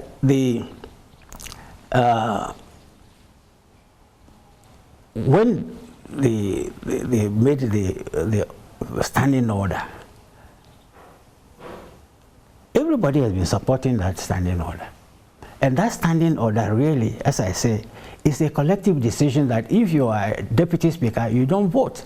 But is it not because we've not had this peculiar situation in which we find ourselves with the hung parliament? Yeah. It's a very different parliament. But you need to. So we would need a new set of rules. But how? Well, is that for Parliament? Is that for the court to give those set of rules? No, it's not for the court. Now, how did the court come to the conclusion that the Constitution means what they say it means? How? I would have liked to see very learned discourse on the intentions of the Consultative Assembly. Look, if it had been like the United States or Britain or other places, you would seek the interpretation of the document from the proceedings that brought that document about. And it's an elementary principle of interpretation of statutes, that you look at the proceedings surrounding the provision to see what sense the makers of the Constitution or of the statute intended, and particularly with regard to what the Supreme Court suggests it did. Did they refer to any provisions of any proceedings of the Consultative Assembly? They didn't. They just thought it was irrelevant, and it seems like they had forgotten the elementary principles of interpretation that every law student learns when he goes to law school. And particularly when you are dealing with a fundamental document like a constitution, you interpret it widely to make sure that you give effect to what the makers of the constitution want to achieve. You don't restrict it. You don't do a restrictive interpretation. I mean, the rules of interpretation are there. Which one of them referred to the proceedings of the Consultative Assembly? Some have suggested that this has been basically opening up a Pandora's box or stirring the hornet's nest. In other words, this judgment has created more problems than solutions. Is that something you subscribe to? Oh yes, of course, it has. And I think it is wrong. You think it is wrong? Oh yes, it is. Because you see, what I'm saying, that is why I'm talking about this right of abstention. An individual can decide to abstain. When he abstains, he doesn't consult his constituency. A person is sent to Parliament not to be a mumu. He's supposed to go and express the interest or the voice of the constituency. Then he decides on his own, suo motu, that I will not express any opinion on this issue. I'm abstaining. Now, if he can do that as an individual, why can't the collective do the same in terms of the standing orders, particularly as the Constitution indicates that it's the Parliament that should govern its proceedings. So, I mean, really, the court is just wrong. Justice Abdullahi has intimated that he just might go for a review. Is there need? With a 7-0 decision, do you think anything will change? No, I think that when you go for to review and some of these other aspects of the matter is raised, then we will see how they overcome some of the issues. And they are not the only ones who should go for a review. Parliament should go for a review because the court has given a judgment in relation to the powers of Parliament without listening to Parliament. So, I mean, Parliament wasn't there. It wasn't there. The court should have. It's thinking. Yes. When you are going to rule, you know, against the more or less jurisdiction, and you are restricting the jurisdiction, don't you think you should listen to them? So that was another flaw. That's another flaw. So Parliament, in fact, should be able to go for a review. And then we'll see what they say. But you can only go for review once and that settles it. Both parties can go for a review at the same time. Right. So a joint force. Yes. Some members of the opposition NDC have intimated that they are still going to resist this and that they want to see any deputy attempting to vote. Don't you think that's going to be even more? That's not the best approach. That's not the best approach. No. I think they should try to go through the court system and see what happens. Is it going to be possible for Parliament? Because even as the Supreme Court has ruled, Parliament, as a master of its own rules, now has to sit, deliberate on what the Supreme Court has said, and now weave that into the standing orders. How difficult or easy is that going to be? But the decision of the Parliament has a committee that deals with legal matters. Parliamentary, constitutional, and all these things. Yeah, so that is the committee that will take the leadership on this issue, and I don't see where the problem will lie if they do. I know there will be disagreements within the Parliament, of course. The MPP elements will believe very much in the judgment of the Supreme Court, but that judgment is per incuriam, really. I don't see how anybody can try to support it. Tied to matters of legal concern, there's been a lot of talk about coup d'etats, and we've had them in Guinea, in Mali, in Burkina Faso, and nearly in Guinea-Bissau as well, in a short space of time. In Ghana, some people have made mention of the word coup, and some of them have been invited for questioning. Oliver Baka Vomao has been in custody. He was only released just about yesterday and all of that. But let's start with the whole rhetoric of people talking about coups. Is it something new and something for which people ought to be invited or arrested or whatever? What is your take on that? Well, I've already said, and I think I gave an interview, I can't remember which, I think it is TV3. Right. I believe they will be playing that sometime in the course of this coming week. And I've said that it is irresponsible to be calling for a coup. Because, you see, when a coup occurs, the soldiers get indisciplined. And you know that Jerry, for example, went put in a lot of effort to keep the soldiers under control, to the extent that a good friend of his, who was the son of Dr. Lee was an American, an African American who had relocated to Ghana. He is one of those who didn't. One of those who didn't like the system, the U.S., the discrimination and the rest. He relocated here. And the son was a military officer, and he was in the army. I think I've heard that story. Yes. Right. Now when the coup occurred, Jerry's coup occurred, he went around shooting people. Do you know that Jerry had him tried and executed? Yeah. He's not the only one. So many others. And you remember the indiscipline of the cadres, for example, where they were trying to take over management of corporations and the rest, and that Jerry had to step in. So that's not your role. No, so Jerry did everything possible to control the exuberance. So in a nutshell, a coup is never the solution. A coup is not a solution. But let me even finish. Because you see, if you take the case of Jerry was non-ideological. So he went for the best brains that he could get. Right. So you had a situation where in his government, we had Kufuor was there, then you had PV was there, Captain Chikata was there, PV and Captain Chikata were clear CPP elements, and then even I was there. I was, my original allegiance was to the Togoland Congress, So he picked the best brains he could get to run the government, Now, you could have had a situation like Achampon did, where he had all kinds of characters, and his government was run down. And he got to the extent where he wanted to continue his rule by Unigov, try to force the union government business, So, I mean, that is then, of course, the situation has changed from the time even Jerry did his coup.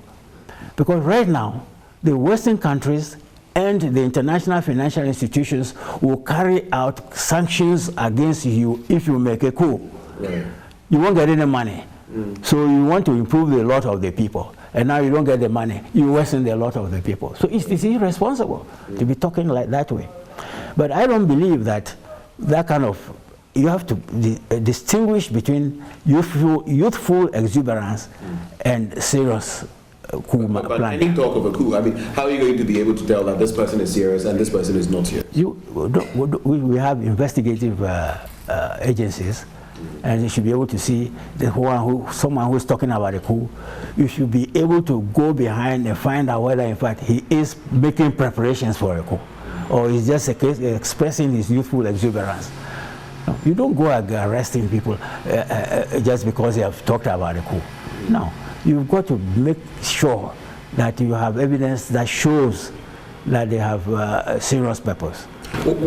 How high is the liability or the proof that is required in such instances? Because if you look at it, Oliver Bakavoma, posted some things that even the lawyers have called reckless. On the back of the e-levy cake that the majority leader had at his birthday party, whether it was given to him or otherwise, saying that on the back of this, nonsense, so to speak, I would lead a coup myself.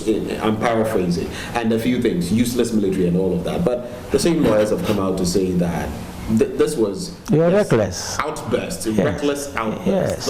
But is that enough on which to hinge a verdict of treason felony? No. It is not. In fact, on the contrary, you are making him even more popular. By going making him popular. Yes. And you are making people believe that, in fact, there is something in what he's saying when he's just blowing hot air. I think that they have been too sensitive. The government has been too sensitive and been too eager to arrest instead of trying to see how we can correct somebody who doesn't seem to understand the situation and who is going astray. Oliver Bakavoma is a student of the law, in fact, at Cambridge University, of all places. And would you say he doesn't know, he doesn't understand what he was saying back then? And again, I'll go back to the bit. Do you feel the state has enough evidence? Because again, like I was saying, just as with a murder charge or something, you must prove beyond reasonable doubt. Do you feel the state has an ironclad case to be able to push through this bit about? I don't think so, unless maybe they are coming up with something that I'm not aware of. Unless they are coming out with something that I'm not aware of, the evidence that we have so far is not enough to try to arrest and prosecute him for trying to make a coup. You say the state has become too sensitive, but, yes. but any leader, especially if you think of the domino effect and the fact that there are coups in the sub-region, even as close as the northern belt of the country where Burkina Faso has fallen to a coup d'etat, would you still think this administration, or is it that just that leadership is too afraid? I think leadership is too afraid, and leadership is not being sufficiently wise. The leadership should know that in the present circumstances, a coup will not succeed because it will be nipped in the bud by the Western countries of the economic power.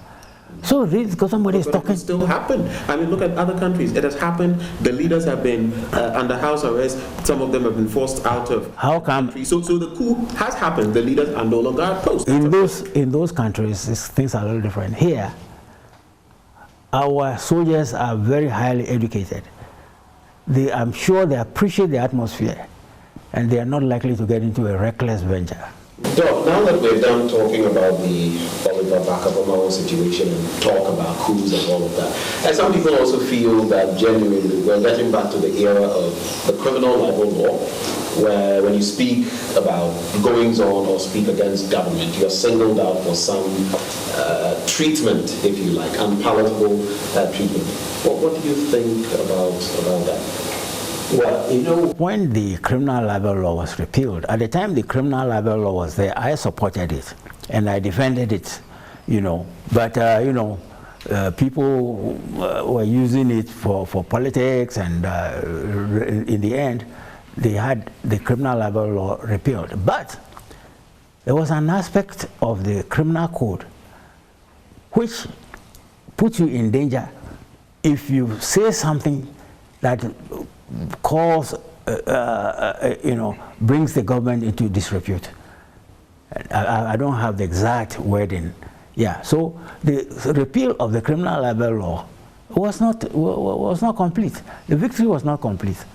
Not until that aspect is looked into, anything you say that discredits the government opens you up to prosecution. So as it stands now, some of the reactions that have come through from government's quarters, do you feel government is being overbearing when it comes to responding to some of these people? I think the government is just being too sensitive. There's, you know, you can, in the United Kingdom, I think, for example, criminal libel law had been there for ages, but they never enforced it, you see. And I think that there should be some kind of forbearance, you know, on the part of government, and that one should act only really when there is real damage to government or some real risk of a military coup, you know. Doc, I'm going to be naughty, and I'll do this. I know you may not be familiar with all the facts, but as a former foreign affairs minister, if I am correct, I just want to ask you what your take is on the situation concerning the Bulgarian embassy that was razed to the ground. Do you have an opinion on it? Well, I really don't know the full facts of that case, but the indications are that the Lands Commission is saying the Bulgarians had acquired a valid title to the land, in which case they had superior title and nobody else should be there. If somebody else is there, that this is where the government should have the courage to deal with that person. Because this person has basically put us in a sticky situation. We've basically invaded Bulgarian territory. Well, this is it. There are so many allegations, for example, of properties which belong to government are being acquired by persons connected with government. You see what I mean? So it is likely that that particular individual has some good connections with government. That is why he continues to exercise authority over the land. Otherwise, it shouldn't be so. So the government should be able to stop him. Now that that has happened, what is the quick solution to prevent a diplomatic row? Well, I mean, the government should step in and tell that person to quit. And if it means that some compensation has to be paid to him or something, fine. Let's as we talk about our national life, come later this year, feeding into next year, both parties, the MPP and the NDC, are going to be selecting their leaders for another political showdown in 2024. First of all, what do you think are the fortunes of the party that you have been with, the NDC? What do you think are the fortunes of the party going into 2024 if you look at the MPP's performance today? Well, I think that if the NDC can put its house in order, and it's a tall order, because they have a lot of loose ends that they have to tie up. If they can do that, it should be an easy run over MPP in 2024. It should be an easy one. I think because I mean, the economic fortunes could change in a matter of days or weeks. And when that changes, like Sir John of blessed memory would say, fear delegates, fear voters as well. The voters can switch. Yeah, but how are they going to change? You need to get the E-levy. And to get the E-levy, you need to get the opposition to help you to get it. How are you going to take credit alone for that? Right. No, I think that they have committed enough errors really for the country to see them out. And look at it after all. Look at the first round, the vote that President Akufo-Addo got. Then look at how it had been whittled down considerably to a point where we have a hung parliament. That is 2016 to 2020. Yeah. Right. So but basically what you're saying is in 2024, it is not the NPP's election to win, it is the NDC's to lose. Yes, that is if they that is precisely what I want to say. Who then leads the NDC? Right now, I mean, the likes of former KMA boss, Kojo Bonsu, he has said that I want to lead the party. He went to the Asante Hene and introduced himself. When you look at the range of people who likely are going to join the fray, whom would you say you would give the tip to come out tops? You don't need to finish your question because I won't get into that discussion. Why not? Is it not important? We are talking about the NDC getting its house. I am not. Leadership is part of that. I am not the Congress. I don't represent the entire membership of the NDC. It's the Congress that determines... But you're merely sharing your thoughts, your candid opinion. Yeah, but when that time comes, then when we see the full scope of the candidates, then you can make up your mind. So but right I'll now... say this, definitely, from all signs, intents, purposes, former President John Dramani Mahama will be, putting himself up again. How do you feel about him going for another bite of the cherry? Again, it is possible only if you can put certain things in order. Let's take it for example. Let's take the northern region, and particularly his region, the Savannah. Right. The Savannah, yeah, the Savannah, the MPP and the NDC have equal strength. I think 3 seats each. Just about. Just about. And in the case of the northern region itself, I think the MPP has an edge now. That is the northern region. Right. Then you have Baumia in on the east, Wale area. He will have a considerable influence in that area. So Mahama will have to do certain things to put his house in order, to give him the strength to be able to win easily and massively. For example, he needs to make some amends, for example, to people of the Volta region. Right. When he had the power. No, of course. I mean, Volta region is supposed to be the World Bank of the NDC.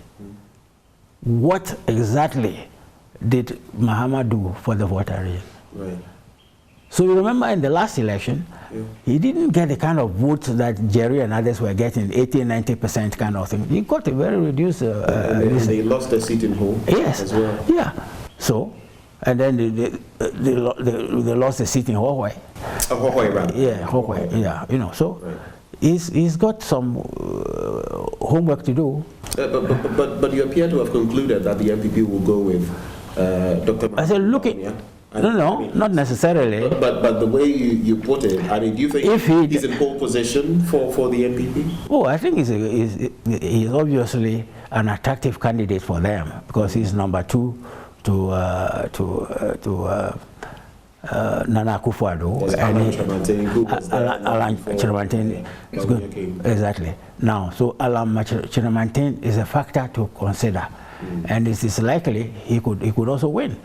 Now, if he does, it poses a problem for the NDC in the central region because his mother side is from central region.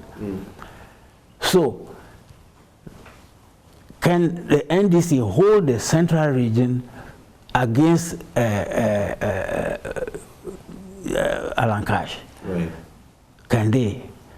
But on the present evidence, the lady who is a running mate to Mahama lost the central region in the last election, lost her own constituency.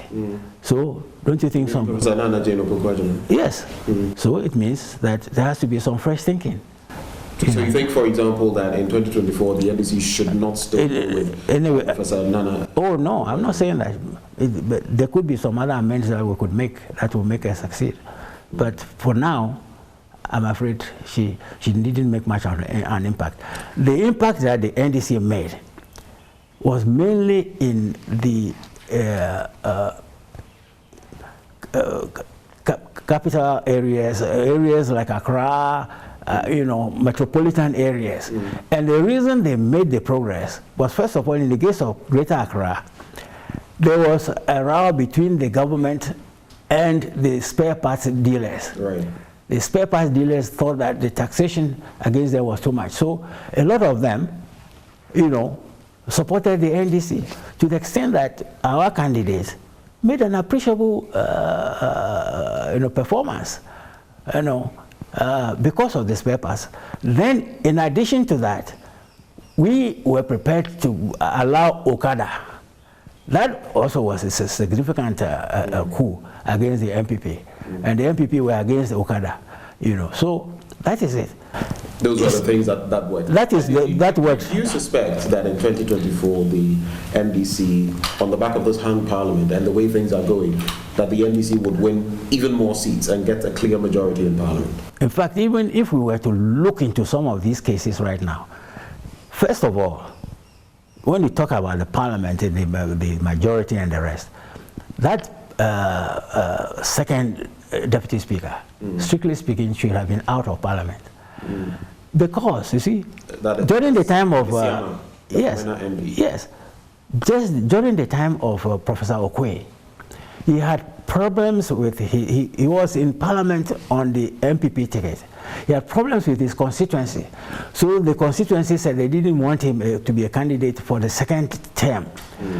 So he said he would go independent, which he did.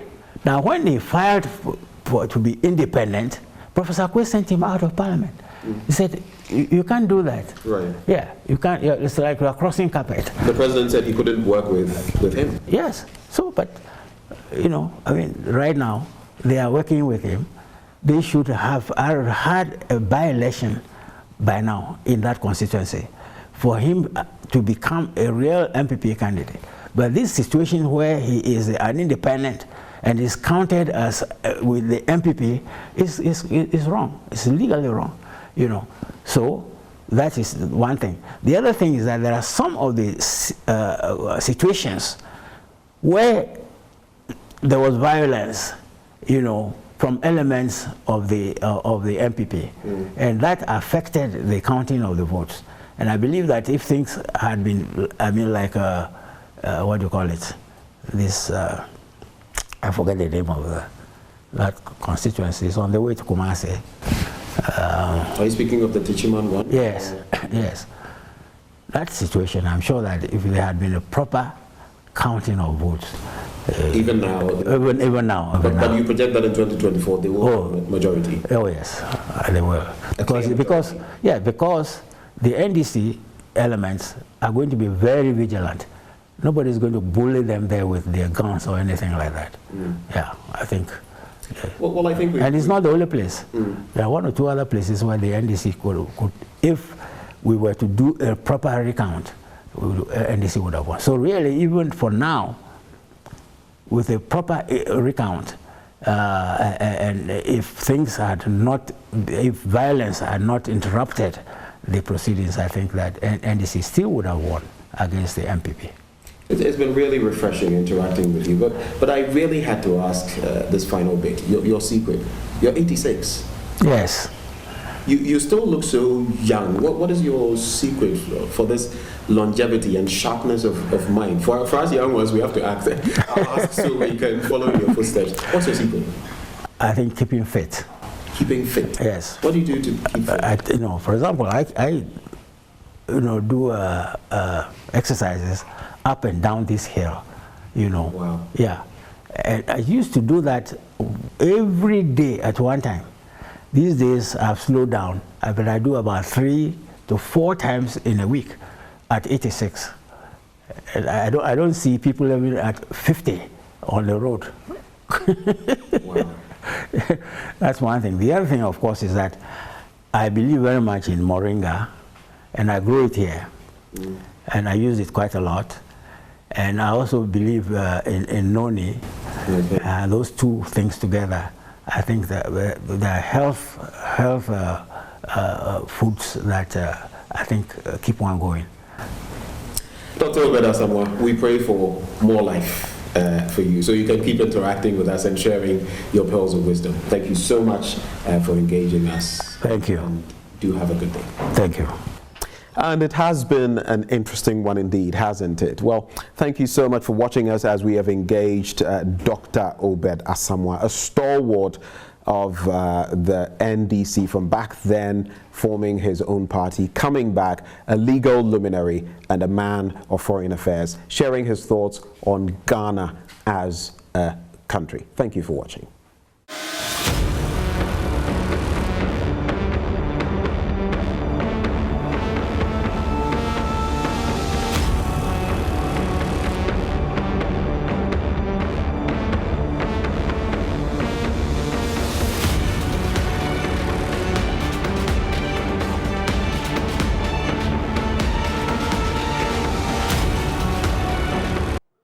Well, that was my interaction with Dr. Obed Asamoah, but we move on the last leg of the show to talk about Oliver Barker-Vormawor and that situation concerning him. He has made the claim that the food that was fed to him was of very poor quality, based on which yesterday he attempted making a donation of food items to the inmates there. But things didn't exactly go according to plan. Watch this.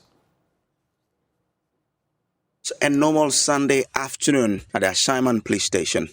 But after an hour, the members of the Fix the Country movement started massing up at the station.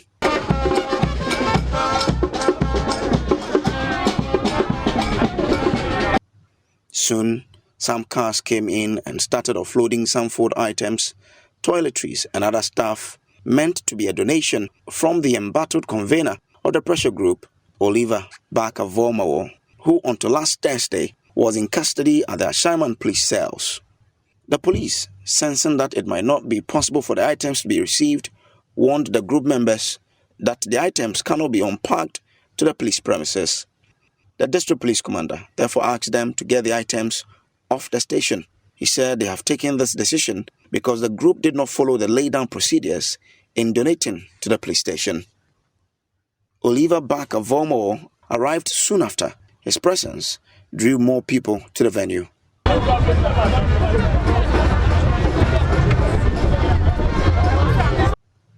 After being briefed on what the police had decided to do, he expressed shock at the development.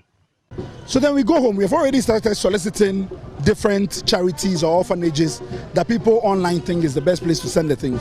We'll send them there to feed people who are hungry. And if the nature of politics in this country is that even hungry people have to be denied food to make a statement, that's the reality of the country we are living. We can't change it, we can't do anything. For all my 35 days in there, not once did the police come and offer me food. That this is the food that the state has provided them to give to inmates. I had to wait on family and friends who would come and give me food. So that's the experience of a lot of people who are there. There are some who have gone a year, 2 years, and have never received any family coming to see them. In fact, a lot of them, their family don't know they are in there because the police often deny them the right to call anybody to inform them that they are there. So that's the experience I went through. And I know that there are people in there who are starving. When I was arrested and I was thrown in there, I met people who for 5 days had not eaten. And when I talked about it and complained about it, I was told by the police that the people in there are used to it. So it's inhuman as far as I'm concerned for people to go this number of days without food. The police, at the time we were leaving the premises, were yet to officially release a statement on the development. For Joy News, Samuel Kojo-Brace, Ashaiman. So that is exactly what transpired at the Ashaiman police station yesterday. And of course, Oliver Mause Bakavomawo has said that no food was offered him. The state feeds these inmates. He says no food was offered to him. And at the point when these donations were made, the talk was that the inmates are used to it. Well, let's get into the statement that the police issued in response to this entire development. And it says, Tema Regional Police Statement on an attempted food donation at Ashaiman Police Station. The attention of the Tema Regional Police Command has been drawn to a story making the rounds on social media in relation to some alleged food donations to suspects in police custody at Ashaiman. Now, the command wishes to state that we got to know from some media platforms that Mr. Oliver Bakavomawo, recently out on bail on a charge of treason felony, intended to make a donation of some food at the police station. He was informed through his lawyers that the intended donation was against police standard operating procedure on the feeding of persons in police custody, and he should therefore refrain from such an action. In spite of the notice given him, he showed up at the police station in the company of some other individuals and a musical band with the obvious intention still of making the donation and creating unnecessary drama. Police therefore had no choice but to refuse him the opportunity after loitering at the station for a while amidst noise making and inconveniencing other persons at the station. He and his group finally dispersed. It goes on to state that the claims by Mr. Vomawo that he donated the food at the station but was later called to come back for them as a result of an order from above is false and should be disregarded. We wish to state that feeding persons in police custody is the responsibility of the government, and it is a responsibility that is discharged according to law and laid down procedures. However, due to our cultural sensitivities and arrangements, families of suspects are usually allowed to provide food to them from time to time. In line with our processes, food items brought to suspects in custody are subjected to stringent safety and security protocols before being accepted and given for consumption. It continues, we wish to further state categorically that the police are held accountable for whatever happens to persons in our custody, and for that reason we take all necessary precautions to ensure their safety. We therefore do not accept food from any sources except families and people nominated by the suspects being held in custody for that purpose. As a command, we are left to wonder what the motives of Mr. Vomawo actually are, since the feeding of suspects in custody is hardly an enterprise he can sustain even for more than a day. We therefore urge the public to disregard his antics, which are obviously calculated just to court public attention. We wish to assure the public that we'll continue to discharge our duties to keep the nation safe and secure at all times. It is signed by Stella Dede Jakpasu, Chief Inspector and Public Affairs, Tema. So that is the statement there from the police in response to this entire development. Let's now have an interaction with Dr. Edem Bona, security analyst and one passionate about these matters, Dr. Adam Bona. So he joins us for a conversation. A very good morning to you, sir. Thank you for joining the conversation. Good morning, Ben, and good morning to your viewers. Right. I just want to find out from you what your initial reaction is to this entire development. As far as the police says, this is not standard operating procedure, and Oliver Bakavomawo was in the wrong. Was he in the wrong, according to what you know about how the police operates? Yes, he is actually in the wrong. But I must also quickly put it out there that probably this is to also draw the attention of the executive by extension to the plight of those who are in police custody. 99% of those in police custody are not convicted. But some of them end up staying there for some reason. Some of them don't have families around. Some of them don't have anyone to feed them. But unlike those who have been convicted and, have transitioned from police custody to prison custody, whether the food is good or not, there is some provision made for them to be fed, during the day, whether once or twice or 3 times a day. They are fed in a way.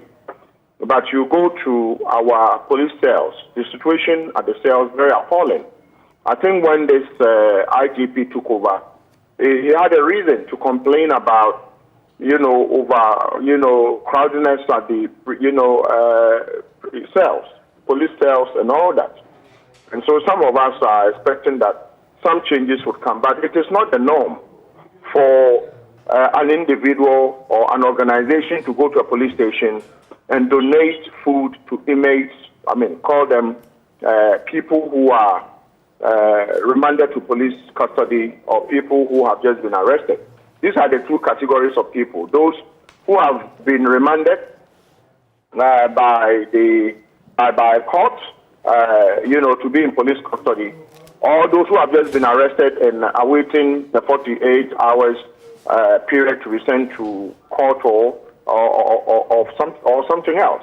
And so I think that Mr. Oliver Bakavo, I hope I got the name right, probably should have known better that this is not done, looking at, what the regulation is when you talk about those within the police fraternity in terms of their cell system.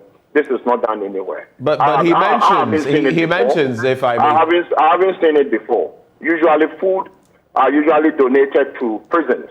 And the prisons would usually, either you go there and they will tell you the kind of, because I have led some people to donate items to the prisons before. And so you go, they will tell you what their needs are. And so you take the list and what you can do, you do. But with this, how many people are there at that police station or that police cell that he was going to donate to? Were they raw food or they were cooked food? So these are questions we should be asking. So I would say, apart from drawing attention to the plight of those in police custody, this is not the norm, Ben. Right. So it isn't the norm, and I agree with you. I have also, led donations to prisons and all that. My first time hearing of this at a police station. But he premises what was done on the back of the fact that he was in there only a few days ago, and that but for visitors, his family members bringing him food, he would have starved. He had his own hunger stints with hunger strikes and all of that. But he's saying the state that is responsible for feeding them was not necessarily doing so, that they were not getting food, and that a lot of the time, the people don't get food. He even intimates that the police at a point, when he asked, they told him that, those who are in there are used to that. That shouldn't be the norm either, should it?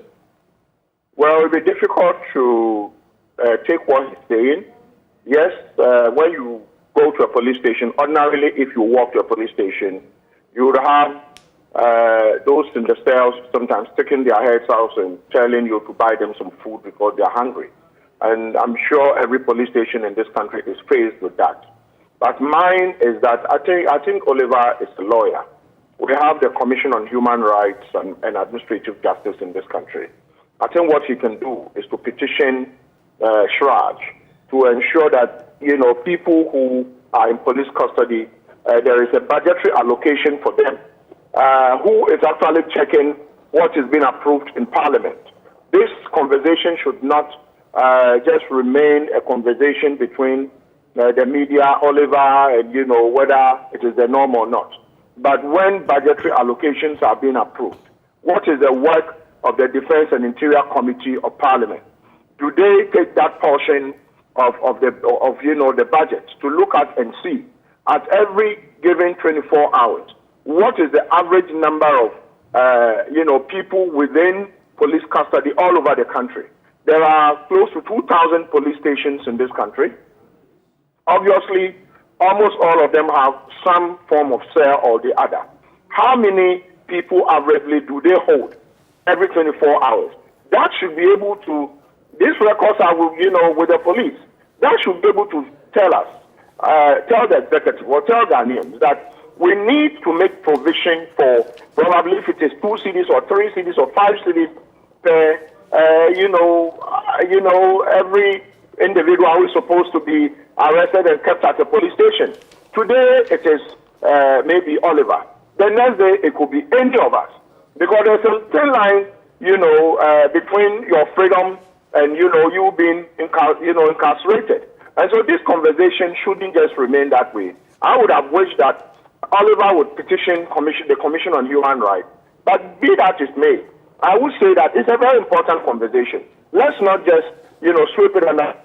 Because yes, people who are being held at various police stations, it is difficult to feed them. Family members, imagine you are from where I am from Issa, from the DBI, Issa, and you'll find yourself in Accra, and maybe you don't know anybody.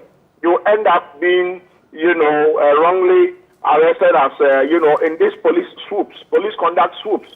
You are arrested, and they distribute them amongst police cells, in some of these big cities. Family members might not know that you have been arrested, and some of these people, unfortunately, are sometimes kept, and you don't have any family member to feed you, so you have to sometimes rely on an inmate or a cellmate whose family are generous enough to bring him more food than he can take or she can take, and you get to eat the surplus.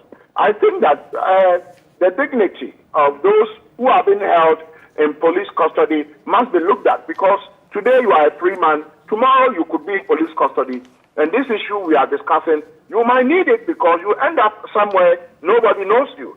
But there is no budgetary allocation to feed these people. And so mine is that I will urge through your medium the Defense and Interior Committee of Parliament to look at it.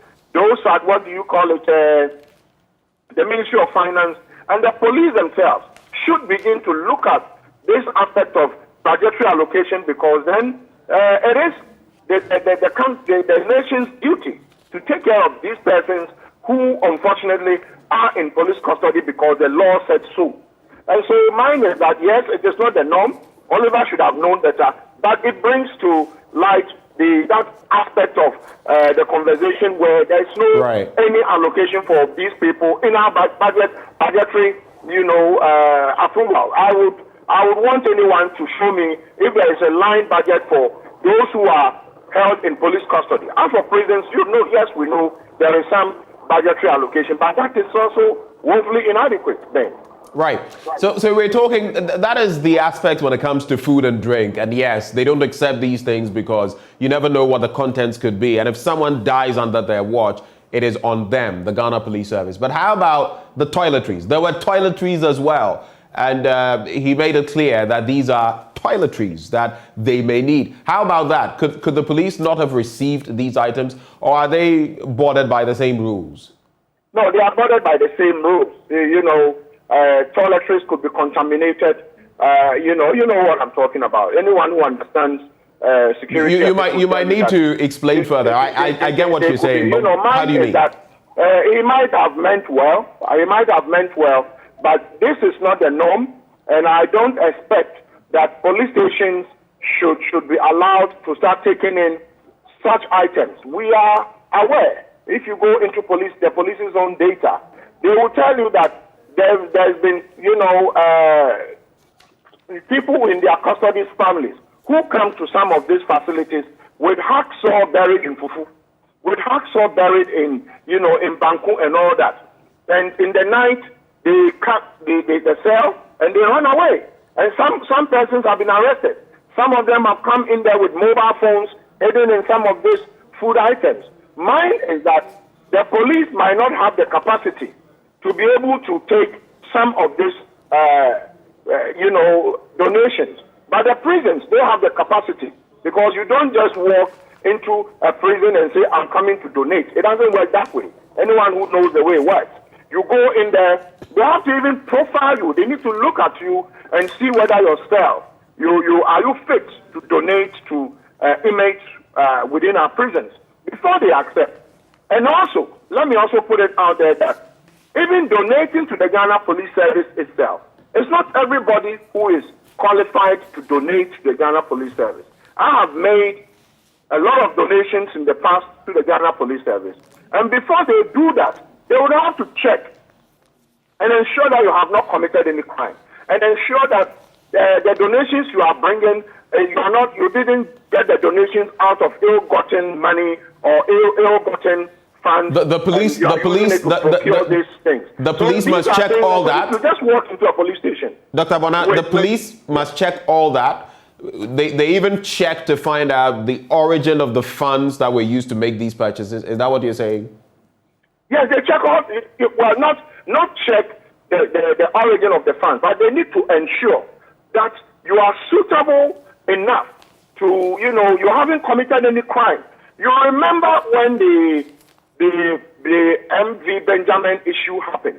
There was one of these persons, I will not mention his name. We were told that he was a police contractor. And it's one of the reasons why he was almost left off the hook. So mine is that in order not to complicate the issues and put people in conflict of interest situation, the police go by certain strict laid-down regulation. You want to make a donation, you just don't walk to the police. Or you have to be somebody who they have already checked to ensure that you are suitable to make a donation. Because the donation he was making was not a donation to those in the custody of the police. It's a donation he's making to the Ghana police and telling the Ghana police that, please, because you don't have the resources, I would want this donation to go to people in your custody. And so if anything goes wrong with that donation, it is the IGP to the last police officer who are going to be held responsible. So mine is that he couldn't have just walked to a police station or walked to a prison, a prison headquarters, or maybe in Sound, and say, I'm doing a donation, and they take it. It doesn't work that way. So I think, yes, this conversation is open up. This thing has brought up the conversation, but I think that he should have known better, and I would urge him to petition the Commission on Human Rights. And I've already said, I think the Interior Committee, the Defense and Interior Committee should begin to look at, and the police themselves should raise some of this issue, feeding of people in their custody. I know police officers who feed people in their custody with their own salary. I know several of them, because I work with them. Several of them feed. But why? In fact, that points to a major problem in our system, right? Because they shouldn't be doing that. The state should be taking care of these inmates. So if that is happening, that points to a glaring problem, which also feeds in, like it or not, whether Vomawa did the right thing or not, to what he was pointing at, that a lot of them are not getting fed. Oh yes, I mean, like I said, it opens up that Pandora's box. It opens up that issue of what do you call it? How we put some of these people in not so good situation, not dignifying at all, dehumanizing them. And I say that these people are, most of them, 99% of them are not having been convicted. And so what then happens if they are, discharged? They are told to go home, no conviction, nothing. You would have held them, starved them, and the state should, once the state says you have broken the law, it is up to the state to take care of you. That is why they provide you a place of abode. Right. Just to wrap on this one, because I quickly want to sneak in that recent incident in Wa. I just want to find out from you. The police have said that this was a stunt, mere antics from Oliver Barker-Vormawor. But how would you rate their response to what happened in some 30 seconds? How do you feel the police fared in dealing with the situation? Well, I think that the police responded in that manner because of probably the way he went there with brass band and all that. You don't go to do a donation with a brass band. Nobody does that. If not, the police headquarters receives donations every day. You can imagine you go there with brass band. And so I'm not sure what the motive was, whether the motive was to draw attention to what he was going to do or was to tell the police that, this is what I can do. So but I'm just trying to find out, Dr. Bonat, respond that way. Dr. Bonat, was the police response apt? I mean, the way they carried themselves out, no, exchanges here and there, they handled the situation. I'm asking, was it apt, the way they responded? Yeah, I think the police handled it right. Right. The public order, I'm sure Oliver knows that he flouted the Public Order Act, and therefore the police could have rounded all of them up and locked them up and taking them to court. But I think with this, I say policing is 99% discretion. They looked at it, maybe they might, take some action, but if they decide not to, well, who am I to say they should? But the truth is that Oliver and his team should know that there is a law that talks about public order. And so whatever they were going to do, they should have informed the police that we are coming with a brass band. Just don't do that. Right. Unfortunately, he might have meant well, but I mean, he's a lawyer, so he should know better. And therefore, I think the police handled this situation better than some of us would have expected, Ben. My final bit to you, and if you can do it in less than a minute, I'd be grateful. We're pressed for time. It has to do with the police investigating that shooting incident in Wa, where a retired lecturer at the Dr. Hila Liman Technical University, aged 64, and another worker of the Simon Diedong Dombo University of Business and Integrated Development Studies, aged 46, lost their lives. A lot of these incidents that we've been hearing in recent times, how hopeful are you that the police will get to the bottom of this matter?